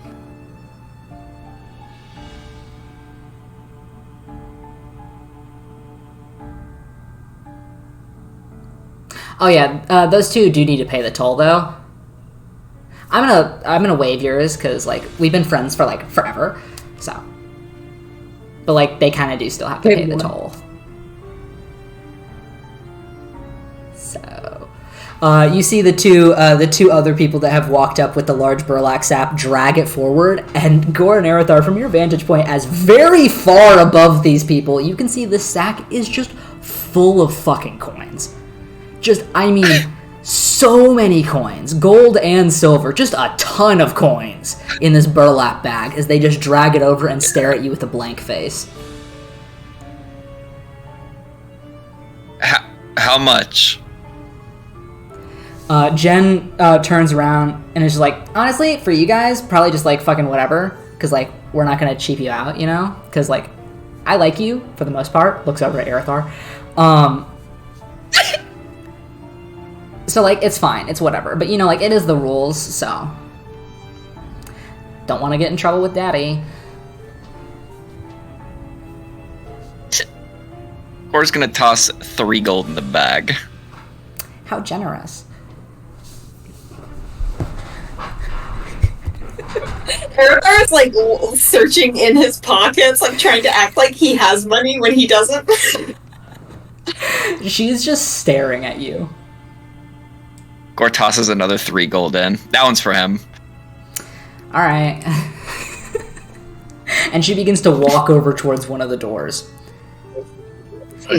Okay, so like this is gonna take us like to the edge of the city probably. It's probably gonna be like a little bit of a walk into the city, but like from what I saw like traveling around, the city is kind of fucked right now, so it's probably fine. What's going on? The storm over in the city right now is ridiculous. It's crazy. A a couple buildings got struck with like really weird lightning, and now like they're not like broken, but they're like frozen. Like they started to break apart, but like didn't fully break apart. So like some parts of the like walls and shit are like kind of like floating. It's weird. I don't know. I didn't like it. Also, like I had like a really fucking awful nightmare before I left, but I'm like, that's it. I can't take this anymore. I'm gonna leave. But like if you guys are going back, then I'm definitely going back. Is it bad that I'm happy he's taking it out on him as well as me? She kinda turns to Aerith. I think I know what you mean. I know that you probably weren't saying that to me, but I'm like listening anyway. I'm just a little relieved that it's not, kill me personally. Justified. I think it's very justified. Thank you for your assistance, Miss Jen. It's very appreciated. Yeah, I mean, you guys knew where to go to the fucking bell tower, so like obviously you had somebody on your side, because like not many people know about those. A centaur? Oh yeah, that makes sense. He catapulted us from the fjords to the hills. That's like all the way on the other side. That's crazy. It's been a weird couple of days. It's been a weird 2 weeks. Oh my god, well, I want to know everything, obviously. Anyway, let me grab my bag. And she runs off to the side. Looking around at this group of people is definitely interesting. It's a lot of halflings, a couple gnomes, a couple goblins, a couple people that are definitely a mix of all of those. And some of them, the longer you look at them, look scarier and scarier. There are several of them with tattoos that go all the way up the sides of their faces. Several very ripped looking halflings that are moving entire crates of things that look much larger than them. But they seem to be going about their business. As Jen has kind of started talking to you, they completely left you alone. Jen goes over and grabs her bag, talking to a couple people, as you see a very old-looking halfling with a large white beard pulled down into a very tight ponytail, with tattoos all over his very busted-up looking hands as he is ordering people around. She goes over, gives him a hug, is very clearly talking to him very happily, and then kind of prances back over. Oh my god, okay, so I think we're ready. Yeah? Okay, we totally got these working again recently, and it's so much easier to be able to transport shit this way. I mean, like, being able to smuggle shit out of the city is so much more difficult when you don't have transportation like this. Anyway, and she walks over and throws one of the doors open, and it is just a pitch black void behind it. I have exactly one question. Okay. Why the fuck did you ever work for me? Because it was fun.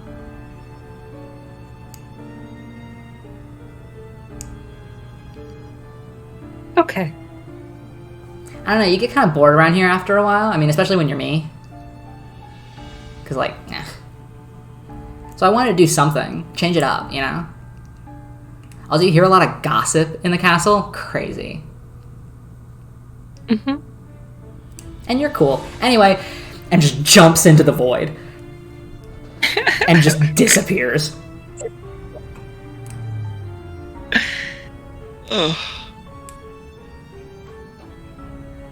Gentlemen?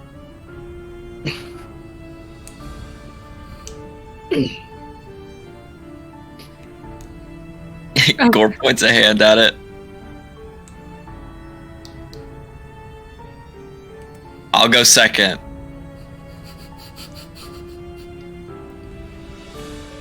As per usual.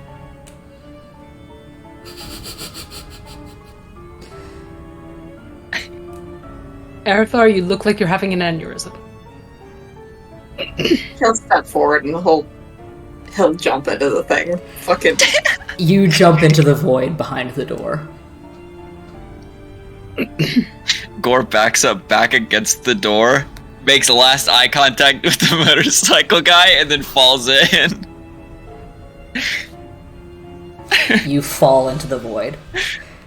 Jody takes a second, looks over at presumably Jen's father. He nods his head to you, waving slightly. You can see there's also a tattoo in the center of his palm, and you can't quite make out what it is as you fall into the void. Okay.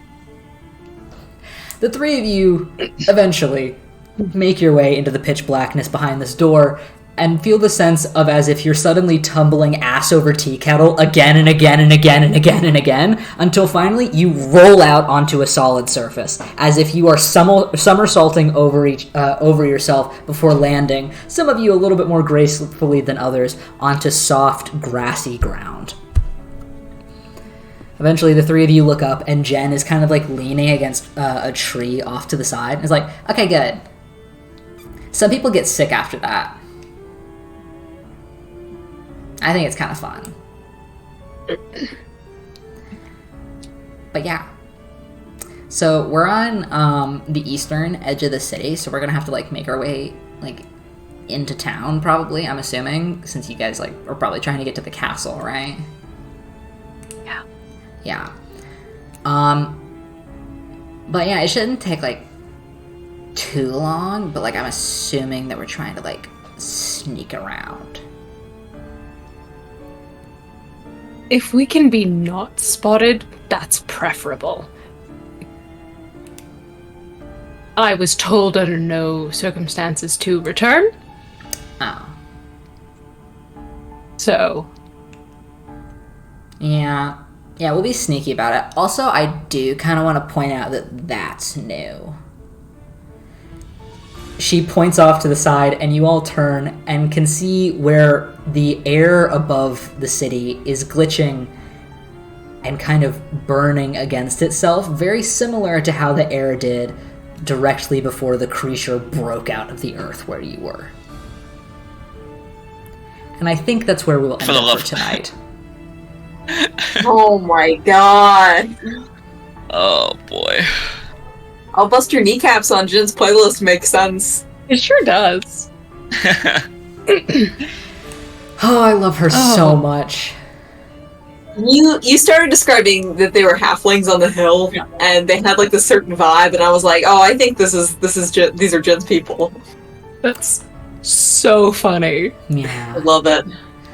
Oh, I'm Oh, so Your friend has a excited. wild past, but your friend isn't dating the BBEG at least. Thank God. She's just a part of the mob. Good for her. There's degrees here, right? Yeah. Right.